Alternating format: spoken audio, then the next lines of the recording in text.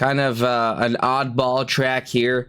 Not the most favorite in the ACC community. Do you have much experience in here? Personally, not too much, especially in the GT4 cars. But I have watched a couple of like GT3 real life replays around here, and they can get pretty action packed around these like tight and twisty corners. There's a lot of pretty heavy braking zones where cars can have a pretty good chance at overlapping and kind of sending one on the inside and getting the optimal line. So it's all very possible to line up for a great race. Interesting. Well, why don't we jump in to the track and see what's going on there while we get ready for the race to start. We are at Snetterton in England. And we have, like we said, 22 people. 8 people have already qualified. We sure have some quality bands today. Those who haven't set their laps. But let's go and look at someone who does not have one of said bands, which is Shane Sullivan, back in the 617 Racing BMW. A classic color for that model year of BMW. Yeah, looking good out on track. Currently rolling around without a lap time set, but hopefully he's able to set a clean lap time in the last 6 minutes remaining. Going through the final sector. Just one really kind of long corner to go, a really big sweeper to the right, followed by a pretty quick braking zone and a big jolt to the left, where there's a really big curb interrupting you from cutting across that corner. So we'll see how Shane is going to negotiate that. And he negotiates it pretty well, getting a little bit slidey on exit, but not too bad. And now he's just going to run back up to the line, and we'll see what sort of lap time Sullivan can do in the 617 BMW. A 1:59.145, moving him up to 4th place overall now. Pretty good lap time there. Yeah, pretty decent. I know Shane, I think we've generally found him in the mid pack, but Shane's shown some good racecraft. He's been learning through the weeks, and I think he's done a pretty good job. I enjoy watching him and watching his progression. I enjoy looking at that BMW. That's a pretty cool, even though the livery is relatively simple, sometimes the simple ones just win out, and Shane's representation of that blue that they have, and I've seen one of these in real life. It's a pretty cool color. Yeah, the camera doing some incredibly fancy work here today around Snetterton. So yeah, good job, Shane. Up into 6th place, and I'm sure some of those other ones going to be coming in hot to try and maintain or try and gain some lap time there. We had Octane WG in the chat here saying that, yeah, big old quality band. I assume that's you, Wade, as I do not see you rolling around in track. And if I know my alphabeticals correct, W and G are the 2 initials for Wade Georgeson. So Wade, naughty boy. Oh, Austin. Okay. totally wrong guess. But all right, Austin Doyle, number 11, sitting in the pits, not allowed to qualify today, and hopefully that is a lesson learned, Austin. Indeed, you don't want to be down at the back of the grid in a big grid like this. Yes and no. Depends how much practice you have, right? And especially if you've gotten a pit start. Look, here's my theory, right? Here's the theory on pit starts. We tell you, and for those that don't know and who are joining us on the broadcast, right? We tell everybody contacts in lap 1 gets you quality ban or a pit start, okay? Pretty hefty penalty, and it's just in the interest of making people not just absolutely wreck each other on lap 1 and actually have a decent race. So if you do get into a situation, you presumably don't have kind of the best control of your limbs. You know, it's just like those teens that are growing to be basketball players. You know, you're growing pretty quickly, which you are here in the rookie series. You're learning a lot of new things, new racing lines, new challenges, racecraft, controlling your car, and you're just not quite there yet. So in the interest of that not happening again, you just start from the back, right? Take a lap or 2 to really get yourself oriented, and then you're back in it and racing for position. And I think in my head, that makes a lot of sense. Some people have agreed and others have disagreed. 22 people haven't been offended enough not to race tonight, so I'm very thankful for that. No, that certainly makes sense. Yeah, it's a good incentive to take it easy on the first lap when it's not really the time to win a race at the beginning. Yeah, and goodness, we have such a tight battle for the top spot, and even though Estevez already locked it down with against Laranjo, hopefully I'm pronouncing that correctly, or Laranjo, depending on what background that last name's from. Looks like it's 5 thousandths of a second. That's crazy. That's such a small margin. And Mitch Nairati, 500ths of a second, and Mariko Yatanashi, 700ths of a second. And for those of you who missed it last time, a blink of an eye is a 10th of a second. So the gap in qualifying between Estevez, Laranjo, Nairati, and Yatanashi is half of these. So and I know you can't see it, Kuja, but I've been blinking into the camera for people to know what's going on. And in chat joining us, Neil Kabuki. Hi Neil, how are you doing tonight? Super excited about this race indeed, to watch some rookies not struggle busting but learning the tricks of Snetterton. And we have Alex Hansen joining us in chat as well. Great support in chat, great grid out here tonight, Kuja, and I think it's going to be a fun one. Yeah, it really should. Based on these lap times, we should be in for a really tight battle for the top. Estevez improved his lap time just a little bit to a 57.992. He is now 200ths clear of the Aston in second place, and Diaz Herald has now joined the mix, being also 7/10ths off of pole position. Currently in fourth place, has the exact same lap time as Mitch Nairati in third place. Oh, running a little bit wide there. Unfortunately, that's going to be his qualifying session over, because that lap will be invalidated, and I don't think he's going to have enough time to go around again. So those two are going to have identical lap times set, but Diaz Herald set his time second, so he will be second on the grid behind Nairati between those two. I don't think I've ever seen a qualifying top 5 this close to each other. Like a 57.9 down only 800ths of a second between the top 5 is unfreaking believable. This hopefully will make up for a fantastic race as Dooku seemingly invalidates his lap time here. Yeah, that's I would almost certainly presume that is an invalidated lap time, but someone who hasn't invalidated and looks like is carrying a bit of damage is Shane Sullivan, coming through the final straight here. And yeah, let's see if that's an improvement. Unfortunately not. Shane, the best of the rest at the time for the time being. Wow, what a qualifying, Kuja. Yeah, very tight at the top, and Estevez improving his lap time just that little bit more. Now almost 1/10 clear of Laranjo in second place in that 314. So, but yeah, it's still going to be a really tight battle between the top 5 drivers, all being within that 1 to 2 tenths range off of pole position. Yeah, let's just adjusting some of the video settings here. Apply, drive, and we have less washed out colors, and that gives us the opportunity to check out the grid, starting with Andy Estevez on the top here at Snetterton.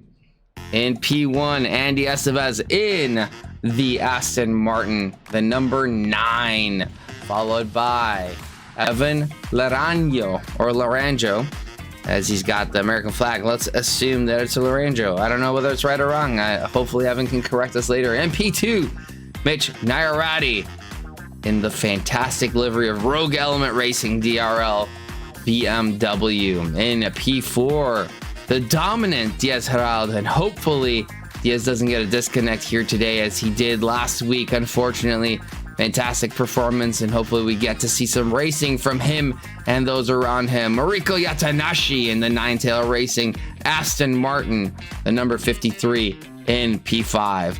Shane Sullivan coming in P6 in the 617 Racing BMW. In P7, we have Colin Sugg in the Slug Racing Porsche here in P7. And P8, Joan Perez, or Juan Perez? Joan, correct me, let me know. In P8 in the Porsche. P9, Puduku in the Prout Racing McLaren, and P10 Tyler Morgan in the Morgan Motorsport GT4, and we'll be seeing more of him later. In 11th place is Gavin Camber in the 36 Porsche. Up next behind him is Ryan Eason in the Jurassic Racing number 2 Camaro, the first Camaro on the grid we've seen. Just behind him is Jorge Barrios in the Academy Motorsports number 8 Aston Martin. Nice looking yellow pop from that livery. Frederick Velez in the 787 Latin Race Sim Race team in 14th place. Luke Nelson in Deadfish Racing number 33 Aston Martin in 15th place. The Janetta of Wade Georgeson, the Beast United 707 machine, is in 16th place. Austin Doyle of the Doyle Mo Sport number 11 Porsche. Will and Go will be starting from the pit lane in the 892 Janetta. Conton Roman in the 78. Aston Martin will be rolling off the grid in 19th. Just behind Vicente Moreira in the Victory of Conquest number 84 Camaro. Dr. Porkchop in the 71 Aston will be starting from the pit lane. And last but not least, rolling on to the grid is Spady Bud in the 2025 Mad Fox Racing Mercedes. And we do have some information coming in and saying that Evan's name is indeed pronounced Laranjo. Thanks, Evan. I presume that's you, even though I mistakenly assumed someone before, but I presume that it's you, considering that there is a 314. That's the number you're running, and that is also the username in there. So Laranjo in P2 of the incredibly tight grid here in qualifying, and wow, I'm super excited about this race and the one after that. So for those of you who are tuning in for the first time, welcome. Devisionario Azualdo, hello, hope you're doing well. Gargles, welcome, doing well here with Kuja Terekov. We are going to be commentating on the first race of the night. We have 2 rookie races, 220 minutes, no pits, no weather, although I'm pretty sure the temperatures are quite hot. And then finally, we're going to be going into the Open Series, the GT4 Open, of which all of the rookies are invited to join the Open Series, but it also includes the pros who are going to be coming in and showing how things are done around here. Yeah, it's always fun to see the lap time differences between the 2 different pole setters of the rookies and the Open, and of course it just takes time to get up to that speed, but yeah, just always fun to see the different levels of competition between the 2. Yeah, the thing that I get super excited about, and what was the pole lap time? Is 57, 47? 57.9 or 57.8. I wasn't sure what Estevez was able to improve it to right on the on his last run, but yeah, it was a 57.9 something. Yeah, so let's keep that in mind for the pros. Let's see how much better the pros actually are. I mean, it kind of is weird to say that considering how competitive it was in the front here, and you go, oh, there's no way anyone can better that, and then you see the pros come in just like crazy faster.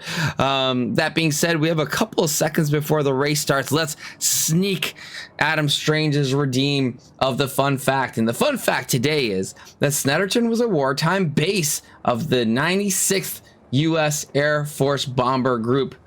The first race, you're going to get a second freebie here. The first race meeting here was held in 1951, arranged by the Aston Martin Owners Club. And with that fun fact, let's get ready to roll here in zipper formation. The right side car having the advantage of Estevez. Everybody lining up, getting ready to cross the start finish line, and we're green go as the flag flies on the pit wall there. Estevez getting a great start. Lorenzo tucking in behind, looking on the inside, not quite enough to make that move stick as they go through the first corner here of Riches. Going through now the hairpin-like corner of Montreal as the grid looking relatively good, fairly safe all across the board. No incidents to be seen just yet. Heeding the warning of the heavy penalty system that we have integrated into the rookie series, as looking, the green Camaro in the back of Velez, having a look but managing to survive. Everybody looking pretty good so far. Mitch Narrati here in P3 still looking good, as getting challenged by Diaz Herald, the Dominican, as he reminds us in his team name. So far, so good, Kuja. Yeah, looking good for the top runners, staying as they were in qualifying, getting a bit close in the braking zones, but still running, in the same order. Looking very good, very clean at the start. Nairati running a little bit wide a couple of times, and that was Diaz Herald actually running wide this time. I was going to say, he was running wide a little bit, given a few opportunities for Herald to look down the inside, but it was Herald himself who went wide and gave the position up to Yatanashi in the 53 Aston. So we'll have to wait and see if Diaz Herald will be able to gain that position back and gonna get. Oh goodness me! There was a big off in the background. Oh my goodness! What was that? That was a Porsche of somebody. I'm trying to figure out who that was. Let's see. What happened there?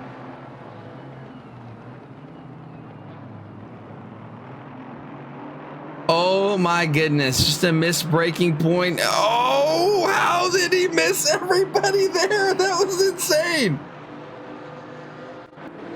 Yeah, unfortunately contact between the Aston and the Porsche, but not sure whose Porsche that was, just ran through that braking zone. But yeah, able to avoid everybody, as there's a good move from Vicente Moreira down the inside of turn 1, able to get the move done. Oh, and unfortunately he's not going to be able to make it stick. He's going to run wide and give up a few places, maybe even more than a few, as he's going to drop back a little bit. Tyler Morgan going to take the benefit of that as Moreira slots back into onto the track in about 15th place, getting a bit of a bump from the car behind. That's going to cost, who is that behind? That's going to cost them a few places as they drop back after the bump. I believe that's Jorge Barrios. Oh, here he comes down the inside though, going to try to move up a few places on Luke Nelson. Yeah, Moreira. The race has opened up completely now.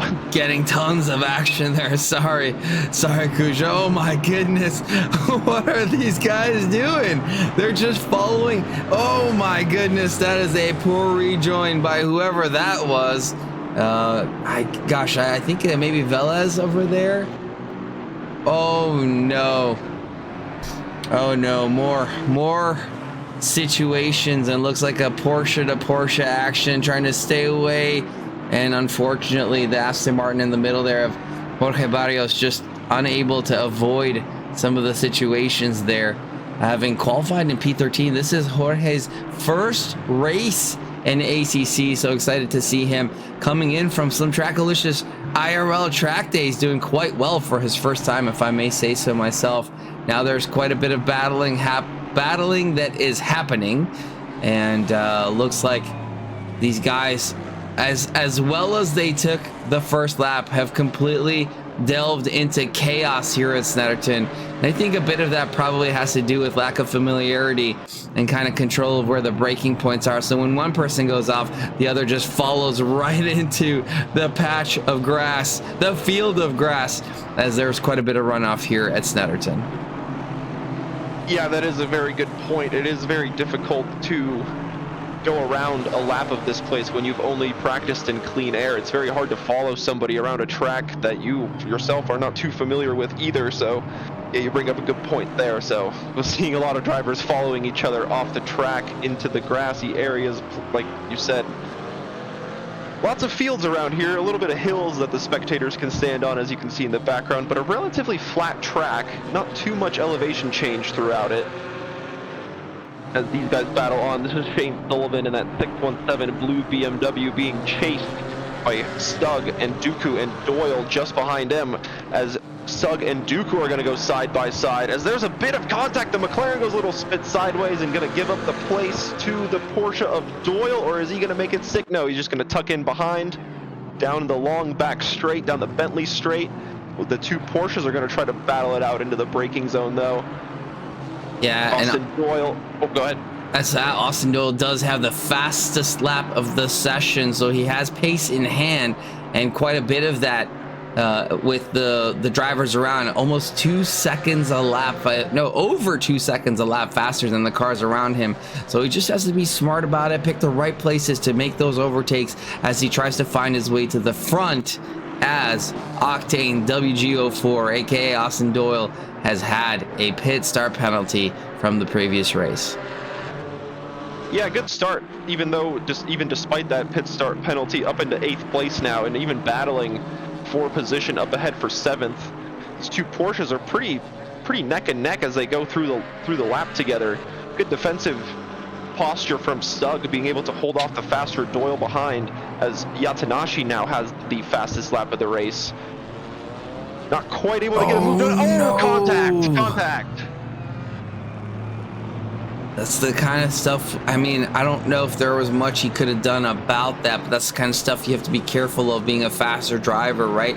Once you drop down the grid, you really have to be conscious of the people who are racing around. Oftentimes I hear about these super fast drivers going, you know, even in enduros, when you go around some of the slower drivers, like, oh, they brake so early and caused an incident. It's like, well, that's their regular braking point. Not all of us can brake 100 meters later like you can. So you have to accommodate for us plebs being plebby. And you have to be smart enough to drive around us safely. And we try to let you by, but I'm sorry that I suck and have to brake earlier than you do, you know? And I've heard that comment so many times. Why don't you brake so soon? Because I need to, and you don't. Yeah, very fair. Not much Austin Doyle could do there, just getting tapped in that rear quarter panel from the back, just getting a little bit spun around, but good sportsmanship from the McLaren to also stick behind and not take the position away. So good to see that, and Doyle's able to battle on ahead. This is a battle with Tyler Morgan, as he's going to stick a move on the outside, going to turn into the inside, but not able to get it done. But he is actually able to get it done, because Morgan is going to run a little bit wide onto the grass, and might even give the position up to Dooku, as those two are going to go side by side into the next couple of corners, and Dooku does in fact take that place. Morgan might be dealing with a bit of damage. We saw him involved in a small incident earlier. It might just be a little bit of damage, but it might be at a spot of the car that is quite detrimental, so we'll have to wait and see how his pace plays out through the rest of the race. But yeah, losing a few positions there after running a little bit wide. What's impressive to see is Spady Bud all the way up into P14. I thought Spady was all the way in the back of the grid starting at the start of the race, so impressive gains for Spady Bud. I think Tyler has gone down a couple of positions, and I, at some point in time, will be able to tell you positions gained and lost. Yeah, so Austin Doyle's 7 positions gained, not as much as Spady Bud, who has 8 positions gained. So that is impressive performance from Spady Bud. Diaz Herald now up into P2, gaining 2 positions, dropping Evan Laranjo down 2 positions into the 4th place spot out of the podium, and I'm sure he'll be looking at trying to gain that position back to get back onto the podium steps.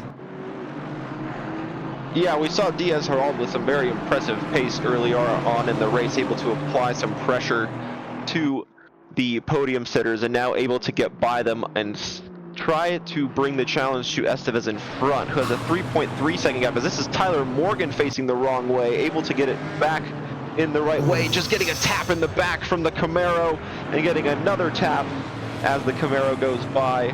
but he is able to avoid any further incidents and gets back on track and rolling in the right direction. Right direction, he is rolling. The wrong direction, he is in the grid. He's going farther and farther down, unfortunately for Tyler Morgan, and I'm sure we'll get to hear from him later on in the evening.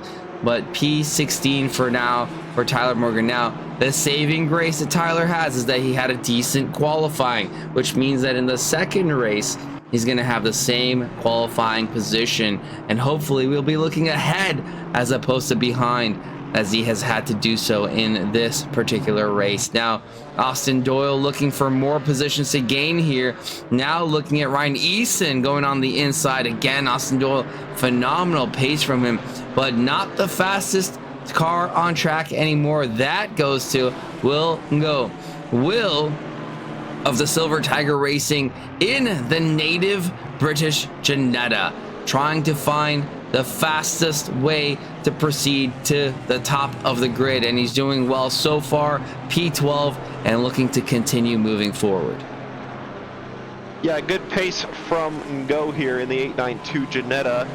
I believe he did have a pit lane start, or whether he started from the back, but yeah, he was not able to qualify in this session. So good start from him, being able to claw his way up into 12th place. A little bit of clean air up ahead as he's trying to chase Dooku in front. So this will help him in his pursuit of the top runners, trying to improve on his fastest lap of the race and get even closer to the front runners. Yeah, he's gonna watch out for Dooku. I mean, not to throw any shade towards Dooku, but we've seen Dooku get into a couple of situations today, so it's really going to be Will's prerogative to be as safe as possible around Dooku. While Dooku has been extremely great, sportsmanlike in waiting and ensuring that the people get around them, ultimately a crash is a crash, and that is time lost to the front runners. Now, I'm not sure if 8 minutes is quite sufficient for Will Ngo to make up that much time to get all the way up into P1, but I know he'll be looking to maximize and make these passes as efficient as possible, as Dooku does just let him by. You know, I would have liked to have seen a little bit more battling, but I think it's a smart move.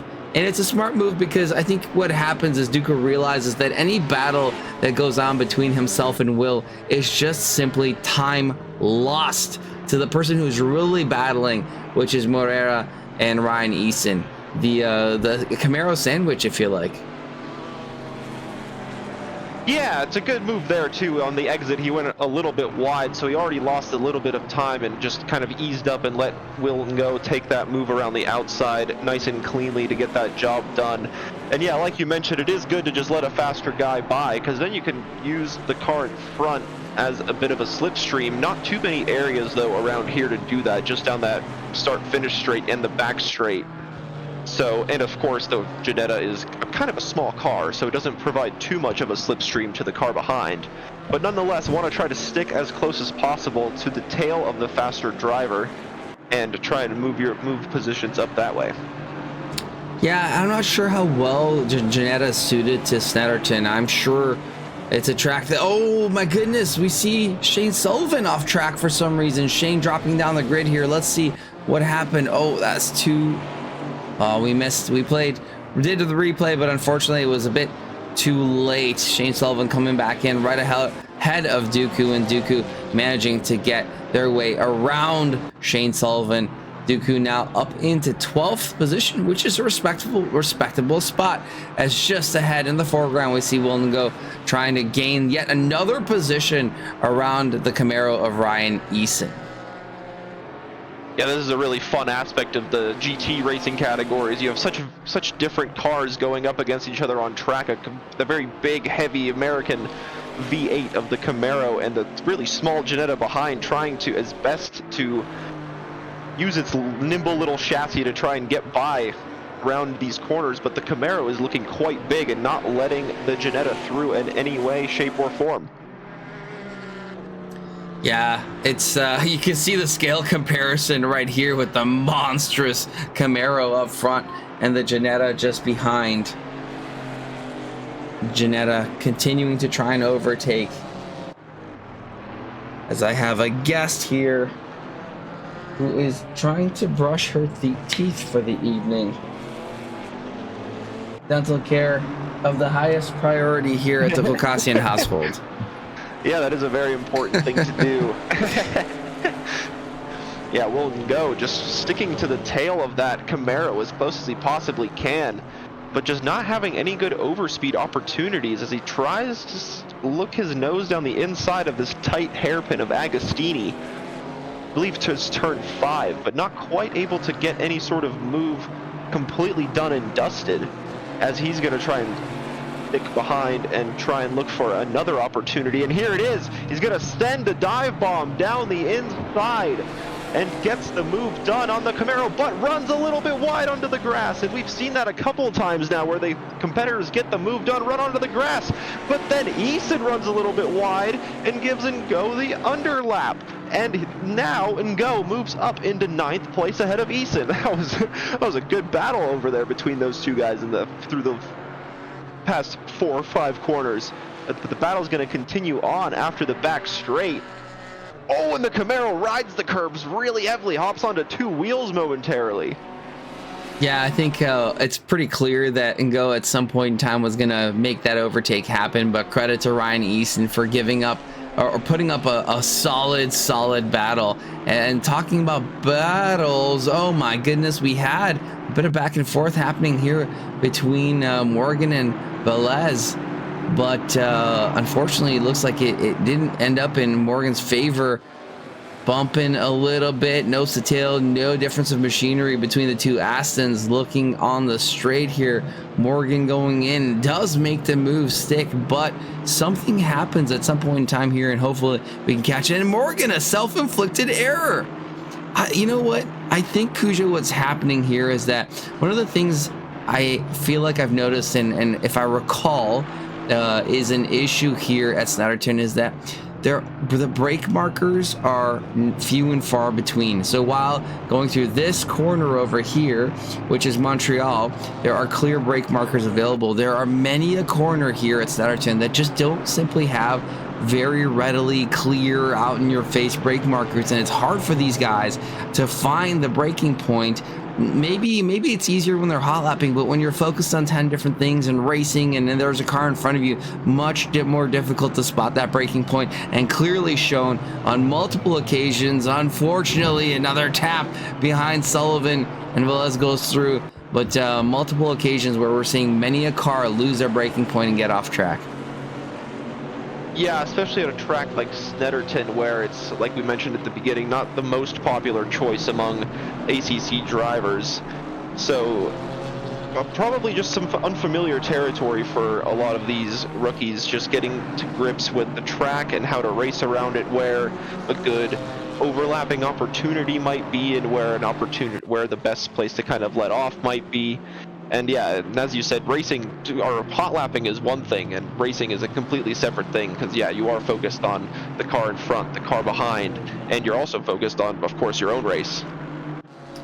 Yeah, and Neil in Jaeger in chat saying,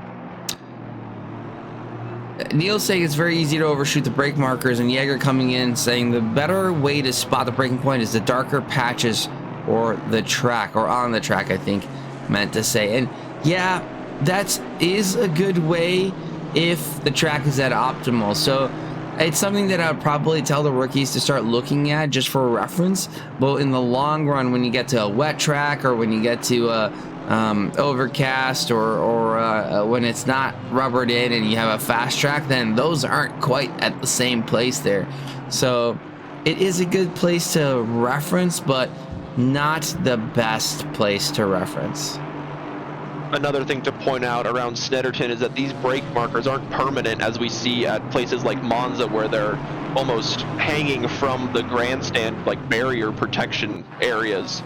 Here they're like foam, so as soon as one driver runs through them, that brake marker's gone for the entirety of the race. And so drivers do have to adjust to that throughout the race as well. Yeah, a big place for that to be careful of for something like that is Mount Panorama.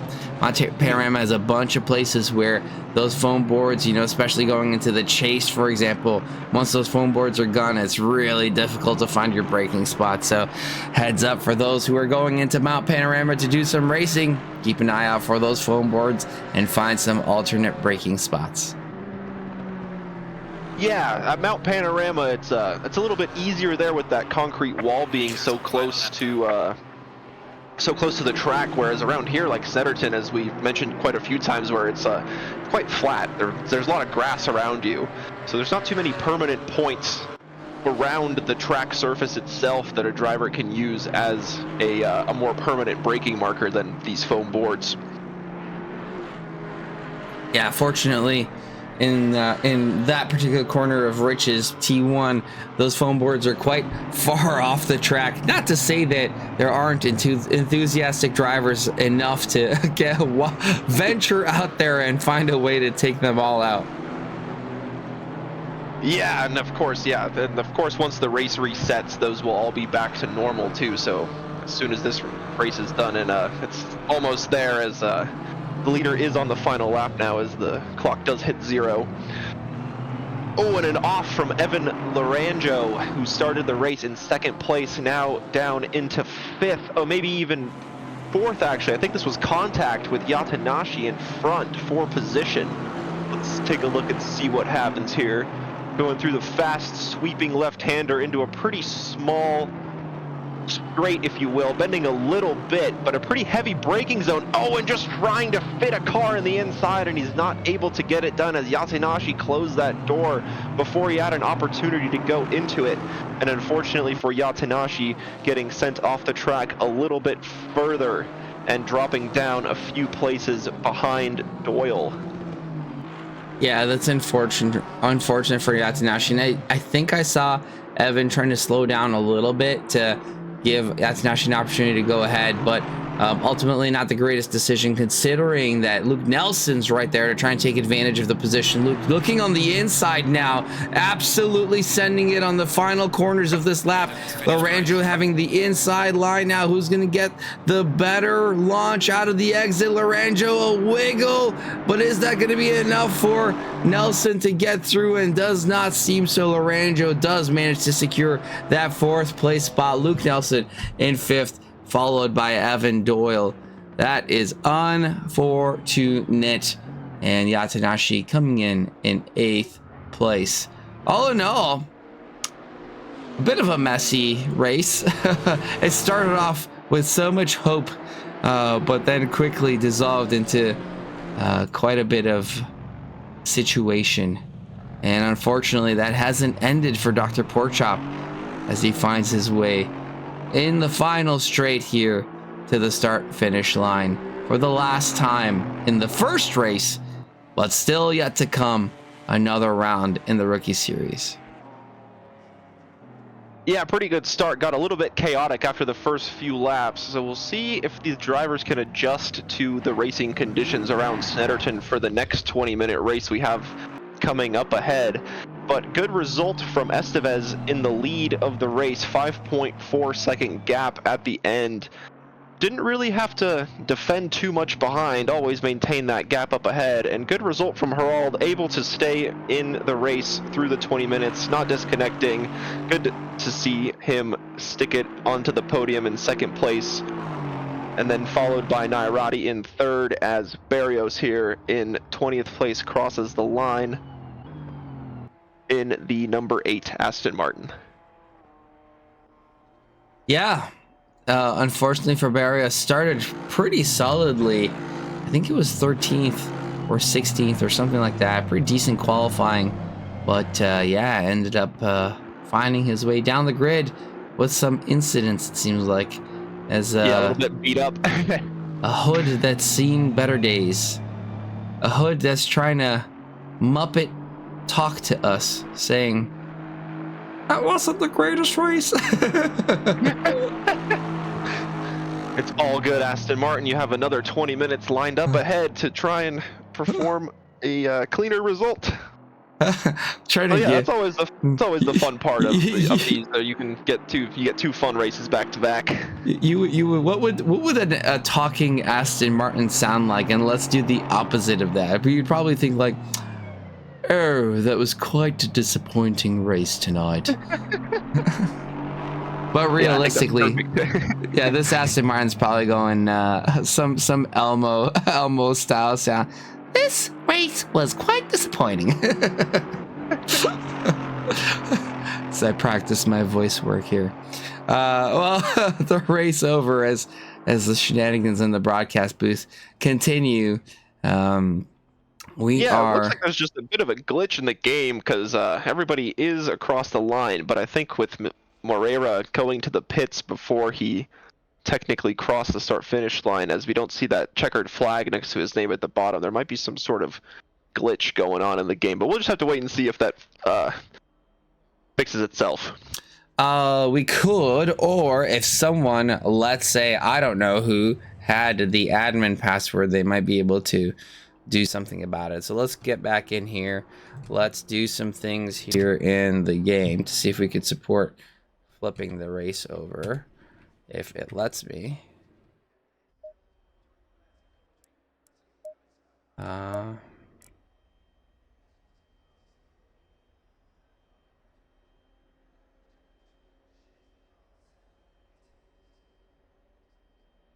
And we could fix things. There we go. Oh, Moreira. I just saw Moreira couldn't finish the race because didn't have enough fuel. Oh no. Dang, that is an unfortunate situation. I've been there one of too many times, and now I refuse to let that happen again, so I just overfuel my car like crazy. Yeah, you're not the only one.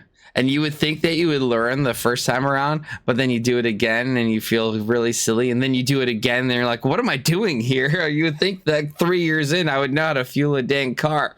It's a pretty simple equation. Mm-hmm. Yep, and calculating fuel after pit stops always hard to do on the fly in the car while you're trying to drive around too, and I always end up messing that up too. Why don't we do another grid walk here? Let's see if we could remember who's on the field. With such a deep field, quite a few drivers on there, a lot of shakeup. So let's try to do that again and go back onto the grid. Why don't you get started this time, Kuja? Sure thing. Andy Estevez qualifying on pole position in the number 9 Aston Martin. Just behind him is Evan Laranjo in the 314 Aston Martin, the Pro Sports performance car. Really close lap times though. In third place, Mitch Nairati in the 32 BMW, very space-themed livery. Diaz Herald in the 29 Aston Martin, finishing in second in the first race.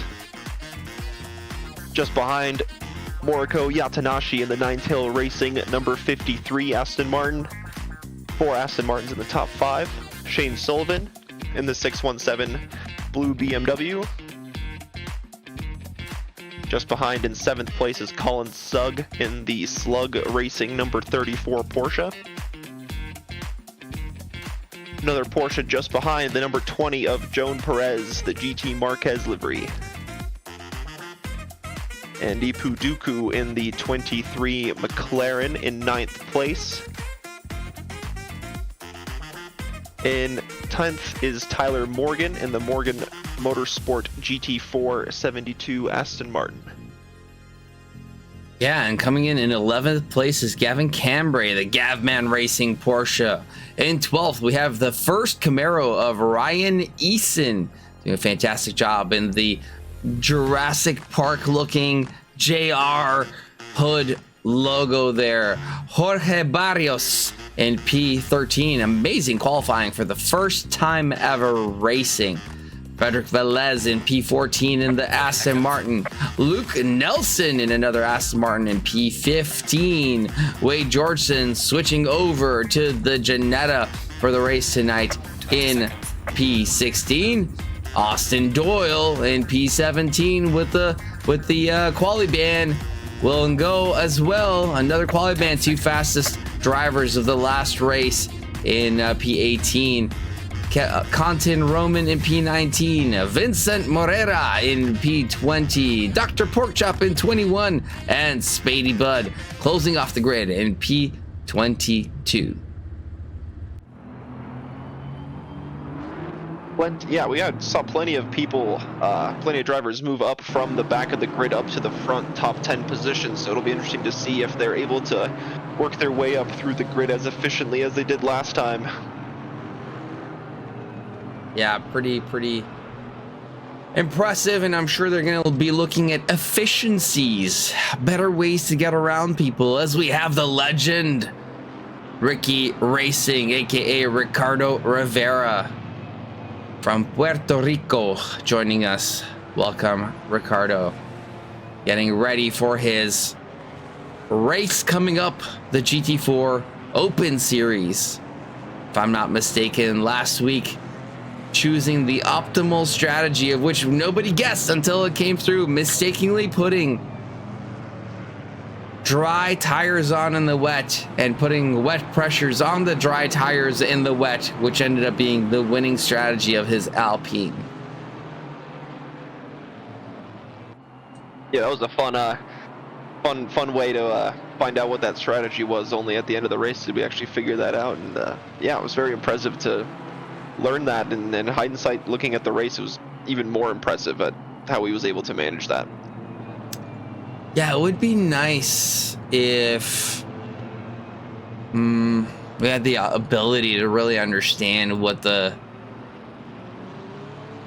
tire changes were, but then I guess if you had a way to read that, then everybody would do it, and then people would cheat and find out what each other's tires were and if they swapped it, and et cetera, et cetera, et cetera. Yeah, Ricardo here, trying to take the strategy, steal the strategies from the rookies, really identify where the optimal lines are and optimal overtaking positions. And I don't know if I'd call them overtakes for the most part, but Snett looks like it's pretty well developed for overtaking. Pretty nice straights with some areas for braking advantage.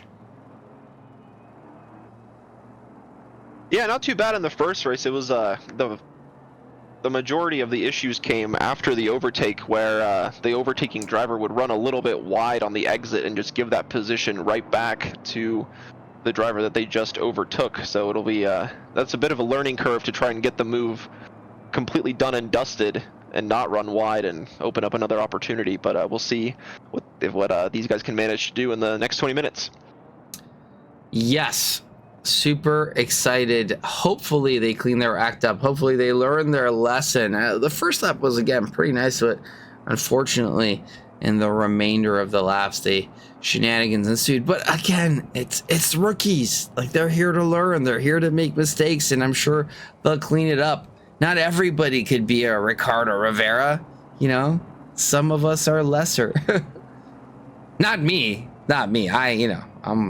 I'm great. I'm amazing. I know how to do everything perfectly. Well, from the broadcast booth, never being able to do a broadcast without a mistake. Of course, I do everything perfectly. As we line up here at the start-finish straight of Snetterton, zipper formation, right-hand car with the advantage, and that is Estevez right up front. Estevez getting a decent launch, but not as good as Laranjo and Nairati. Nairati having a look on the inside of Laranjo, but isn't able to get the move made just yet, but still looking very threatening. That BMW does have incredible straight line speed as they go through the hairpin of Montreal. Nairati a bit wide, giving Herald an opportunity to have a look on the inside. Nairati under immense amounts of pressure from Diaz Herald. Looks like most of the cars getting through fairly well and doing a decent job, but Diaz Herald still in P4, applying a lot of pressure to Mitch Nairati. Nairati looking ahead as well, having to have eyes in the back and the front, and does send it. Incredible braking point, does manage to make the move stick, and not only one, but two potential positions lost by Laranjo. Laranjo looking for some room to get back on track, but Diaz does manage to stick it on the inside and solidify his position, but that isn't quite the end of it. Laranjo looking on the outside, Diaz taking a defensive line there but solidifies a position. That is Mitch Nairati up into P2. Andy Estevez remaining in P1. Mitch Nairati in P2. Diaz Herald up into P3, and unfortunately 2 positions lost for Laranjo. Yeah, not the best start from the Laranjo, but he's still pretty close to that top 3, so he's going to try to stay as close as he can to the back of those guys and try and take any positions he can in the remainder of the race. Yeah, like you said, fairly clean from the start, and unfortunately here there's a Porsche cutting across of Joan Perez, cutting across the corner, but able to get back in line with the rest of the competitors. But going a little bit slowly, that's going to open up the door behind for Luke Nelson to try and squeeze that Aston through, but thinks the better of it and is going to tuck behind. And just behind Luke Nelson, Tyler Morgan in the 72. I believe he's a bit further back. Yeah, I think that's Fred Velez. Yeah, the 787. Nonetheless, Tyler Morgan going to try to move down the inside of turn 1. This very fast sweeping right-hander Porsche versus Aston. The Porsche's much later on the brakes, able to sweep around the outside, but doesn't quite get a good launch on the exit. The Aston's going to try again into the heavy braking zone, takes the inside line away. They're side by side, and is the Aston of Velez going to go through also? The 787 going to try it around the outside now of this left-handed sweeper. The Porsche not making it easy. Porsche staying on the inside, and the Porsche is going to sweep through the inside line. And now the 787 is going to have to try again. Oh, and ascend again from the Aston Martin. Oh no! Just a late turn in by Joan Perez, and that is a loss for both cars. Unfortunately for Perez, having some damage in the front, but for Velez, managing to lose some spots, but no damage gain, and that is some incredible racing up to that point. Contact in the back there, and that is spun around for Tyler Morgan, again dropping down the field, but a benefit for Will Go as he does manage to get through some of the shenanigans over there, and Will up into P13 now, still looking ahead, as we mentioned, going to try to find the optimal path and least path of resistance to get up into the top positions. Now we have more battles coming through between Dr. Porkchop and Kantin Roman here. Kantin chasing down Velez, actually. A lot of Aston Martins here with the same livery. I'm not sure if they're all kind of teammates, same the group, but yeah, all doing looking like they're running the same livery, and I'm not sure if they're all together or not. But yeah, quite good racing so far. And speaking of that, going into the sister car again, Diaz Herald looking for more opportunities to gain positions against Mitch Nairati. Mitch doing a good job this time around of defending and trying to stay ahead. A bit wide there, giving Diaz the opportunity, to have a real look here, but not a lot of straight to take advantage of anything in particular. Yeah, not at that opportunity here, as Yasanashi is going to drop down the field a little bit more into 6th place. I believe started in 5th. Going to try to take this position back from Sullivan in the 617 BMW. We've seen it done before. There's a big braking zone coming up here, but unfortunately for not, Yatanashi gets it just a little bit too late and is going to have to slot in behind Dooku in 7th place now, with Luke Nelson right on the tail of the Aston Martin. And Yatanashi's going to have to try and pull some racecraft out and get by Dooku and Sullivan to regain his position in the top 5. Shane Sullivan, you know, we talked about him earlier, kind of a mid-pack guy, but looking really solid right now.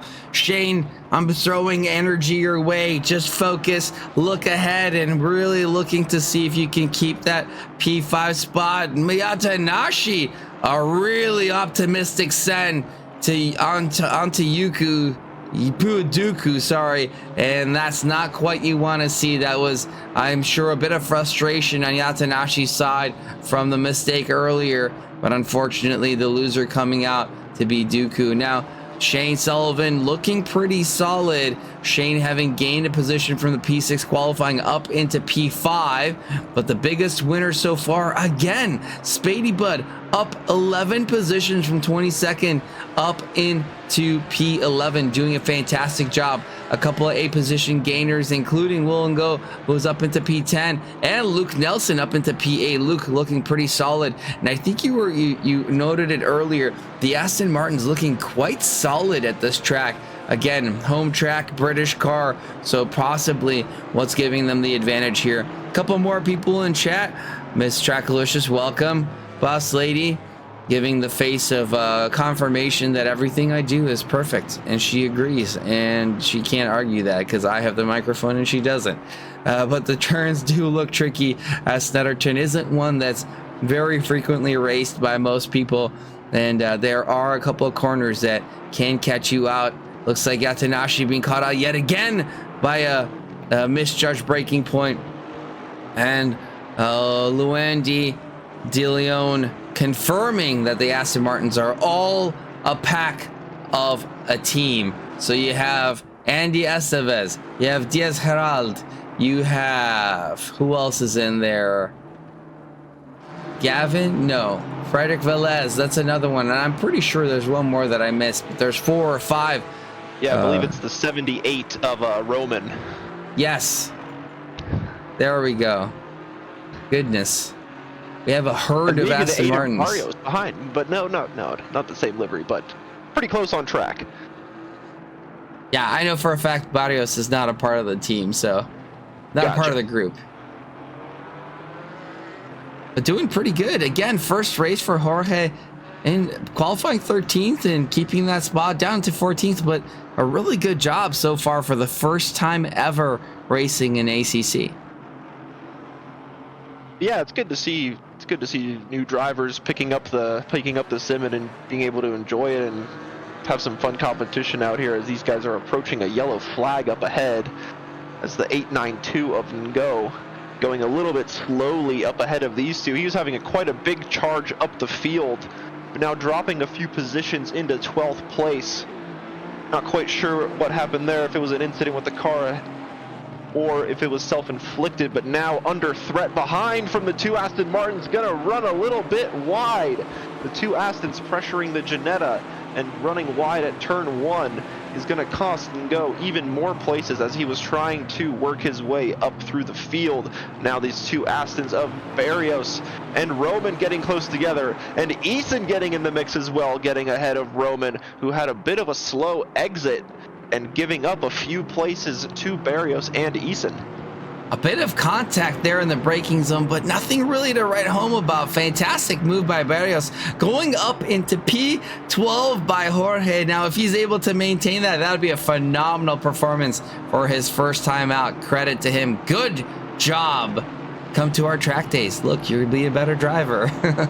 Selling track days while doing sim racing. Why not?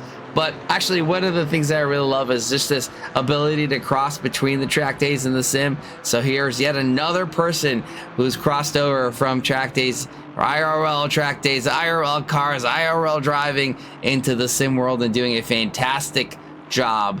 And the other person, oh my goodness, putting a lot of pressure onto Nairati. Nairati has spent 10 minutes defending against Diaz Herald, but is that gonna be enough? He has another 10 minutes to go, but it looks like Diaz does have quite a bit of pace. Nairati having the faster lap with a 57.9 versus Diaz's 58.1, but I'm sure Diaz has been restricted by the car up ahead. Now making a mistake, giving Nairati a bit of breathing room, which I'm sure he's going to want to close up very soon. I am going to give a lot of nods to Nairati. Mitch doing a fantastic job having defended for 10 minutes. 10 more to go, buddy. Let's see if you could do it. Hope you do well, and the best to the best driver. Yeah, at the same time, he is keeping a pretty good gap of 3.6 seconds to the leader. So if something were to happen, he could potentially capitalize on that. So yeah, still a good pace at the front from the top runners, as Will and Go is now up into 14th on the tail of Roman. We saw him falling down the order just a few laps ago, but he's going to try to make up as many places as he possibly can in the last half of the race. Not able to get it done on the inside of this braking zone, as we've seen other drivers attempt, not going for that big send dive bomb up the inside. Gonna be a little bit more patient, bide his time, see where the Aston is weak up ahead, and take an opportunity where it matters. Trying again to stick the nose in on the inside, but the Aston not really fazed by any of the movements of the Ginetta behind. Oh, and the Aston runs a little bit slow on the exit, gonna give the Ginetta a good overlap here into the braking zone at the end of the Bentley straight. It's gonna be a tricky move for the Ginetta to get done, as that Aston just has a bunch of straight line speed advantage over the little Ginetta, and it's not gonna be able to pull off any moves in the closing corners of the lap. And oh no, Shane Sullivan dropping down. He was doing so well at the start of the race, but looks like there's an incident here. What happens? Bit of curb, too much bit of curb, unfortunately for Shane. Finding the barrier. I heard that barrier needed a good hug, and I'm sure that's what he's doing. Yeah, like you said, riding that curb just a little bit too much, bounced the BMW a little bit and not able to get it corrected before that barrier came up. But still out on track in 11th place, gonna try and make up as much places as he possibly can after that little mistake. But yeah, just a moment to learn from. Nothing much else you could have done there. Yeah, and I steal a line from Kyle Hirsch's wife, Sam. On the outlap of our swap race, she kind of lost it a little bit and went into the wall. I go, Sam, what are you doing there? She goes, oh, this barrier just needed a hug. So being the sensible, sensitive mom that she is, she obliged and went out there and gave that barrier a hug. I want to see the light blue car. We have a livery deep dive by the boss lady. And we can do that. And here we are. I do want to go and have a look and see what color this is, what it's called. But Miss Trackless is a big fan of the aqua colors.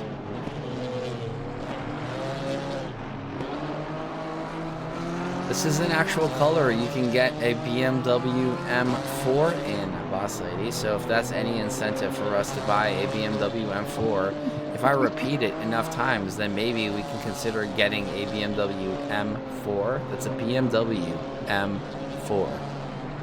And if we're adventurous enough, why not? Why don't we just get a GT4 M4? That's a GT4 M4. My birthday in April, GT4 M4.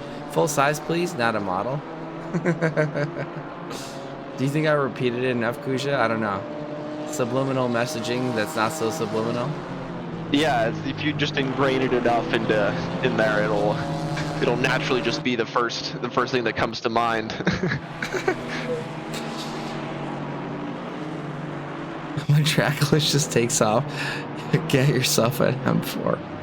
What are you talking about? Trackalicious has taken off. Look at this lovely championship that we have here. Yeah, it was a lovely move too from Will and Go, just sticking it down the inside of the Camaro, just making that little Ginetta, making himself the room really. He just kind of, not necessarily forced his way in, but found the room and took it. And good move from him to move up into 12th place, gonna try to chase down the cars up ahead now.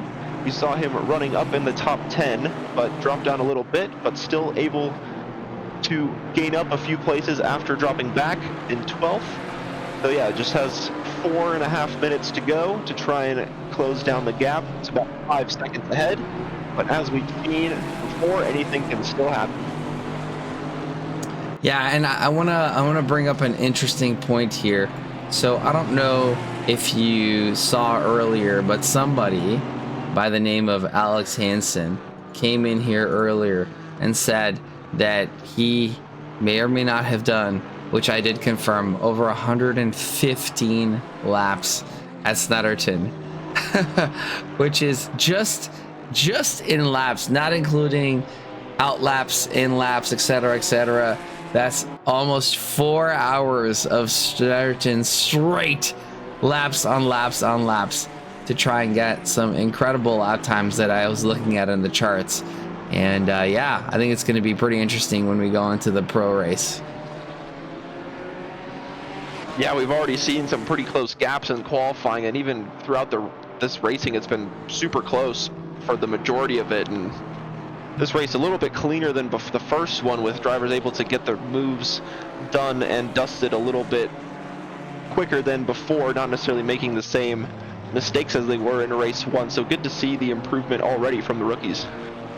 Oh, looks like we did miss the overtake by Diaz Herald up into P2.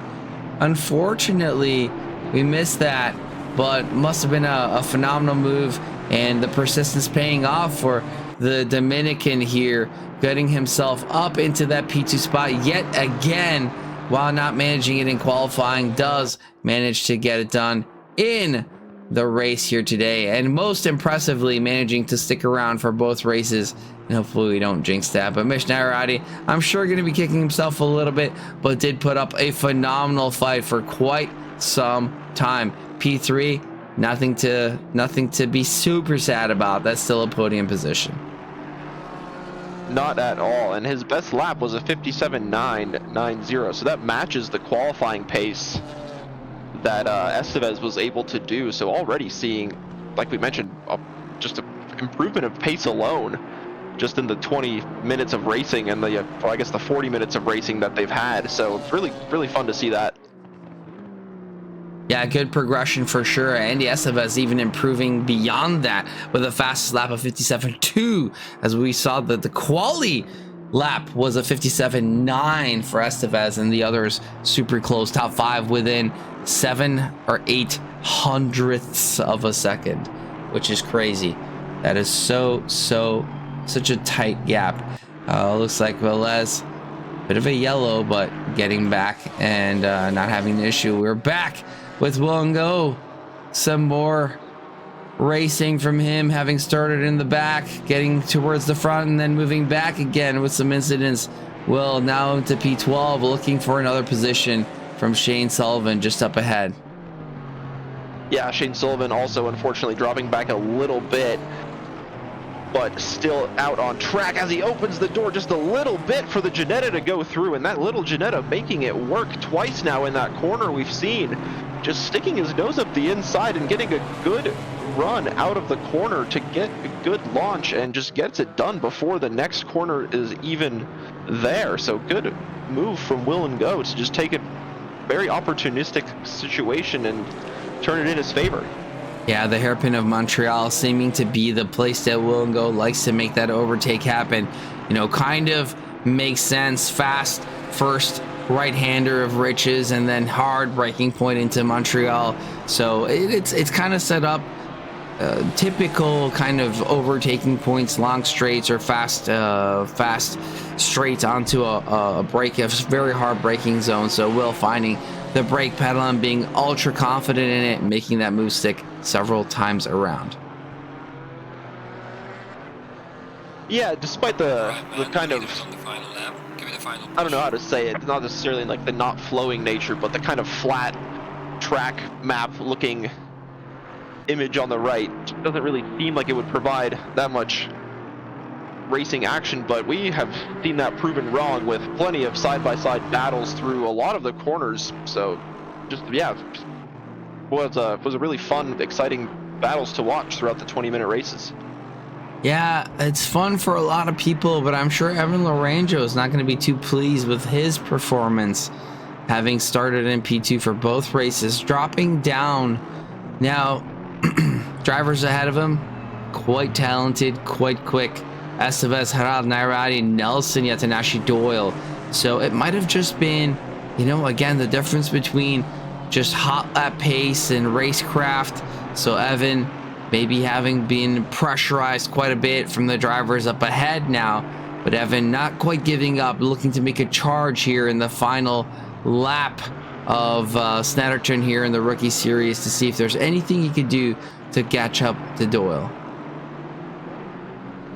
Yeah, and an impressive race from Doyle too, yet again moving up the grid from the back after not being able to set a lap in qualifying, moving up into 6th place. And I believe Luke Nelson as well, one of those drivers starting near the back of the grid and able to work his way up all the way to 4th place, almost on the tail of Nairati, but is a bit back, but not quite able to get up onto that podium place, but still a very good race from him up into 4th place.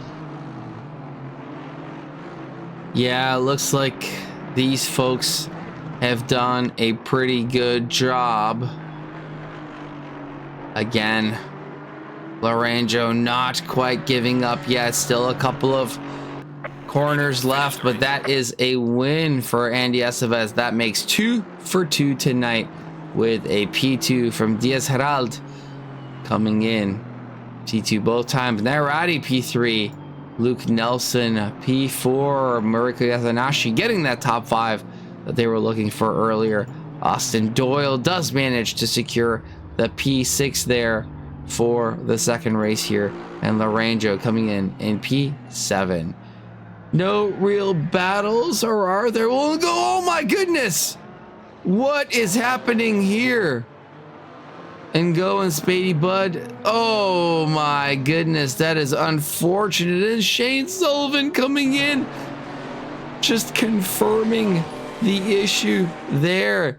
Unfortunately, that was an opportunistic move by Ngo and bumping into the big gainer of Spady Bud.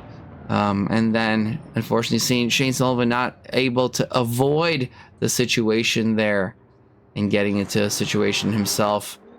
Velez, Roman, 16th, 15th, respectively. And that is race done for the rest of these drivers. Barris ended up in 19th. And looks like I lost the connection at a very opportune time. Hopefully the server saved the results there. Thank you so much for the follow. CLX SS11Q, welcome. You have just caught the conclusion of the first championship of the night, which is the Rookie Series, but we're about to hop in to the Open Series, where it includes the rookies and the pros, as the crew are lining up in the server here. Green light. Go, go, go. Couple minutes left in free practice, and then we'll get the race going. How is everybody doing tonight? How was that race, Kuja? Yeah, that was exciting. Like we said at the beginning, not too much experience around Snetterton, but yeah, happy to see that the rookies were able to provide some close racing through the 2 races that they had. Yeah, really exciting, and we do have Mitch Nairati here in P3 position. Mitch, that was a phenomenal race for you, that second one. Welcome. Unfortunately, we did miss you getting overtaken. What happened at the end there? The end of race 2, yeah, it was just Gerald just continued to pile on the pressure and admittedly started to drive in my rear view a little bit and was starting to focus a little less on my apexes and exits and started to make some mistakes that gave him opportunities to make moves on me, and then just, more so than Snetterton already does, just killing my left tires, and eventually he just put the pressure on too much and I couldn't really fight him back, and after that he was able to just pull and stay away from me. Yeah. We'll heed the advice of Ali Raza. What do you do when you get pressured from the car behind? Nothing. You just look ahead.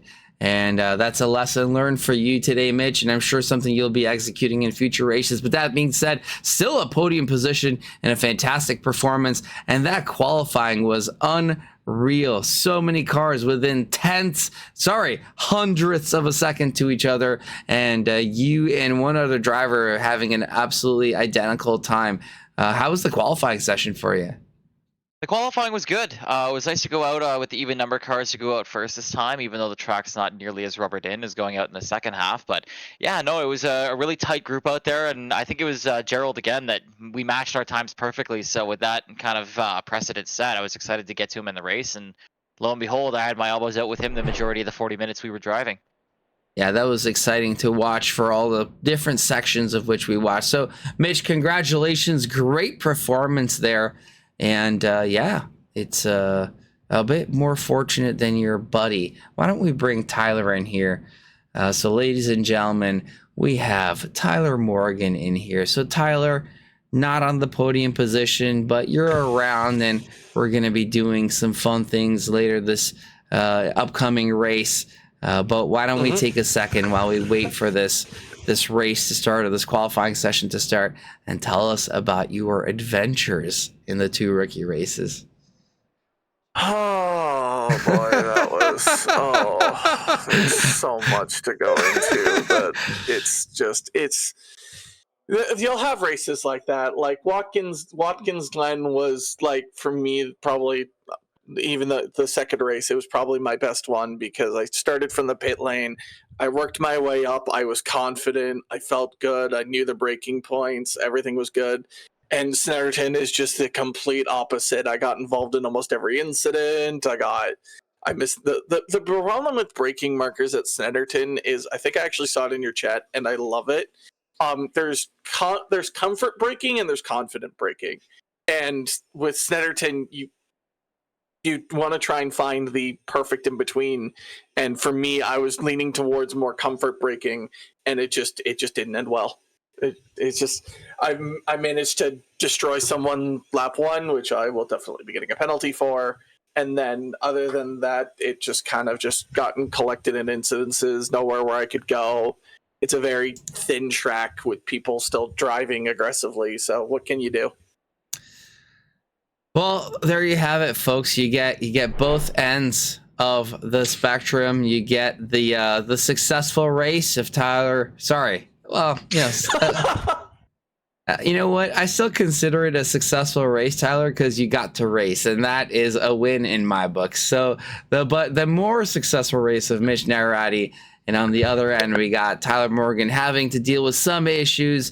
And, you know, as admitted, it's just racing. You win some, you lose some, and it's incredible. It just makes you appreciate when you see the professional races where these companies, these race teams go and just dominate, right? And you go, man, how much better are they than everybody else to be able to maintain this win streak, to go back to back to back and do a phenomenal job like that.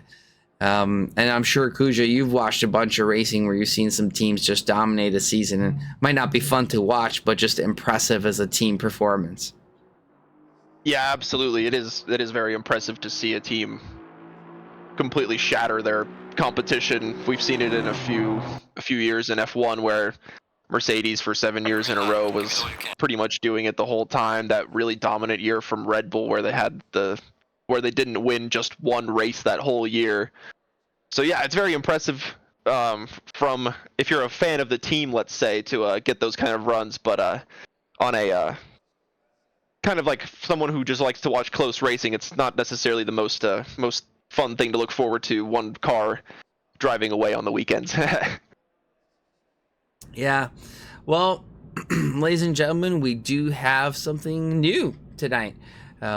We are going to be streaming the rest of the race with Tyler Morgan, which is why I was alluding to him joining us later. So, Mitch, thank you for joining us. Appreciate the insight you gave us into your race, and good job on the podium position again. And thank you, Kuja. Kuja, I'm going to give you a couple of last words on the stream before you head out, and then Tyler and I are going to take over the rest of the race in the Open Series and see what they have to offer. Yeah, sure. Yeah, thank you for having me once again. Thank you for the chat, for sticking with us. Thank you guys for watching. I'll see you next time. See you next week, and hope you guys have a good race up ahead. Thanks, Kuja, and have a good night. And now we are gonna resume the stream with Tyler. Well, Tyler, not the best of evenings for you, but we're going to turn that around. We're going to have a fantastic stream with the Open Series drivers here. Yeah, I think it'll be, honestly, after getting out of the car, hopping in the shower, relaxing myself, getting myself in a better headspace, I think it's going to be an awesome time with the drivers here.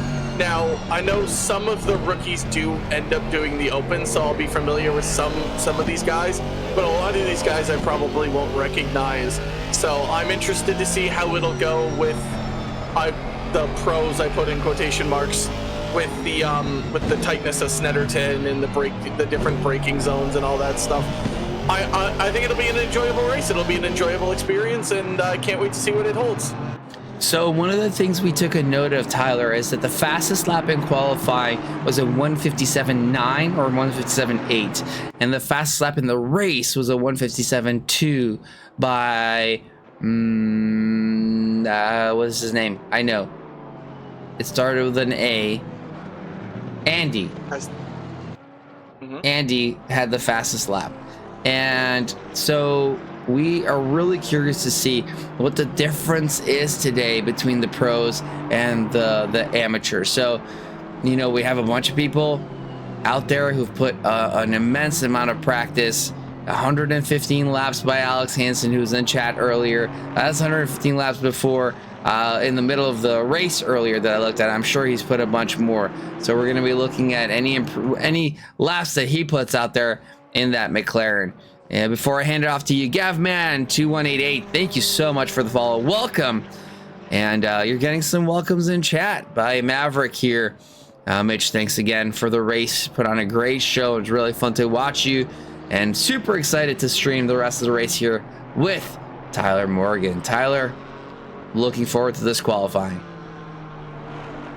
Yeah, it'll be a really great qualifying. Over 150 laps by Hansen in this McLaren. That's mind-boggling. I don't even have that many laps at my favorite track, and that's the Red Bull Ring.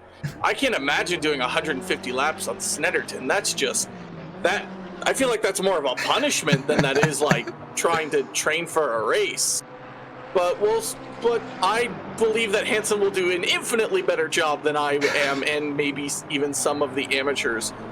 But with that being said, with you saying that the race time was actually faster than the qualifying time, that actually both surprises me and doesn't. The track was a lot more rubbered in by the time the end of the race was happening, and also with it being at the end of the day as well, you'll have those faster lap times.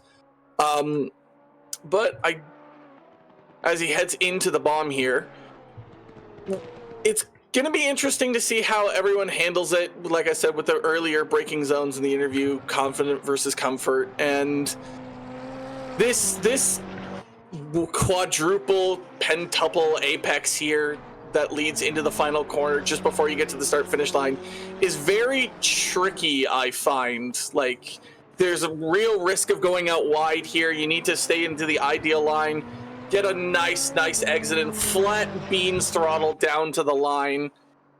And what is Hansen going to give us as a starting lap time for today? Oh, never mind. That was just his form lap. I am so rusty when it comes to the broadcast booth.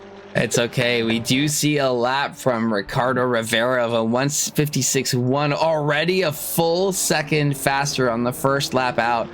And we do have some confirmation with your a match of your opinion. 150 laps must mean that man is a masochist. And I'll give you a little tidbit that I got from a professor once. Professor once said that you aren't great, and people don't hire you for doing the things that you like to do, but it's for how well you do the things that you don't like to do, and that's what makes you a great employee or great achiever in whatever field that you're in. So and I'll admittedly, I don't think it's 115 laps, so 45 less than previously, or I should say 35 less than previously thought. As an engineer, I do know how to math sometimes, but yes, yeah, it is how well you do at the things you don't like to do as much as how well you do at the things that you do like to do that make you great at what you're trying to do. So Alex Hansen grinding it to try and get an optimal performance in this very tricky Snetterton, as you've let us, informed us, given your experience in the past race. And yeah, we'll see how this all shapes up. Now 115 laps hasn't been quite enough for him to not invalidate his first lap, but hopefully he'll get a clean one on the second. Yeah, I didn't realize he invalidated there. So now that I know that he has, I don't have seen him invalidate yet. So I think he'll be okay there. I actually love this livery by Hansen. I love the duct tape sticker of his. I did not. That is actually amazing as he crosses the line and goes provisionally P2, 3/10 behind the Alpine of Rivera, and makes me wonder how much faster can he go. And yeah, that is a beautiful, beautiful duct tape sticker on there. Hopefully that duct tape will last through the wind resistance and keep that number plate on, or else who knows what might happen. That might go into someone's brake intake or something like that. But I do like the Bumblebee kind of livery there. It actually works very well with this McLaren as he heads now down into this latest hairpin, dropping down into second gear, going a nice, cool, crisp 37 miles an hour at the apex. It's weird as a Canadian saying miles. That's a statement I did not think I'd ever say out loud. Well, I'm pretty sure I have my broadcast in kilometers as being one who was born and raised outside of the United States, but it doesn't matter. It's interchangeable. We are an international community, mainly focused on North American racing, but one thing that is, while questionable of whether we use miles or kilometers, something that is not questionable is the pace that Ricardo Rivera has, and 156.1 in pole position here is just smokingly fast. I agree. That is crazy. And I think even the fastest lap time, even by Estevez, was like, as you said, like I think a 158 or 157.2. That is an absolutely striking of the mat from Ricardo Rivera in the Puerto Rico E-Racing Club. I mean, I didn't know they could go that fast. That's insane. Yeah. Never set a limit. Never say never. And Ricardo Rivera continues to amaze and continues to break boundaries and break limits. Unfortunately, his first lap is being the best lap he's put so far, and it looks like this might be the last chance that he gets to go around. So why don't we stay with him? Why don't we actually go on board and have a look at what he sees and how this track looks from his perspective? I do not. I've never been a fan of Alpine in terms of F1, but seeing the inside of this car is, oh my good. So there's a dash, there's a hole for the dash, but it's on the wheel. It's like a mixture of a Williams and, oh my goodness, the inside. I've never seen the inside of an Alpine before, and this is just, oh, there's a bollard in the middle of the track. That is, in any other instance, that would be a yellow or red flag to get that out of the way, but I'm pretty sure we can hit those, so there's no reason to worry about that just yet, as he takes the inside, tries to stick to the curb, and then flat beans full throttle. He's currently in fourth gear as it stands, and currently sitting at a 111. I think that's good for this type of area. I wouldn't necessarily know. But as he heads towards the bomb, as it's so precariously called, it's so hard because you want to carry so much speed through that corner, but you have to get on the brakes just as quickly because that sausage curb on the right-hand side will just destroy any hope that you have of both a lap time and your car. So, and I also taken a note that you only have 15 drivers. We have more of the rookies than you guys do in the open. Sometimes that's the way the cookie crumbles, Tyler. That's interesting. I wonder how much racing you got in the rookies. I didn't get to see much of it. I was sitting in the back of the grid mostly the entire time. And no, I did. Ooh, Rivera's drifted across the corner. He saves it, but that's gonna ruin any hope of an extra lap for him, as he did cross the line in time. But that drift and subsequent save is going to be the end of his qualifying session. And so far, the rest of the drivers that haven't set a qualifying lap will come out. Anyone that is currently ahead of that still at least has the opportunity because they crossed the line just in time. And yeah, Nairad agrees with my statement. That wheel dash is absolutely horrendous. Yeah, I would assume that it's kind of a Frankenstein. I'm not sure how much budget they may have had for that GT4 car, but it looks like they kept the original dash on the car, but then added a full digital display on the steering wheel. Hey, whatever it takes to go racing. And looks like Ricardo Rivera does manage to get that top spot. Rod Skyhook, aka Mason Perchalski, sneaking into P2 just ahead of Alex Hansen. What a performance by Rod Skyhook there. Good job getting all the way up into P2. Alex Hansen P3, Beachley in P4, Torres 5, Freeman 6, Sullivan 7, Winchester 8, Elmer 9th. Now, looks like only 6 of the rookies have decided to join us in the Open Series today.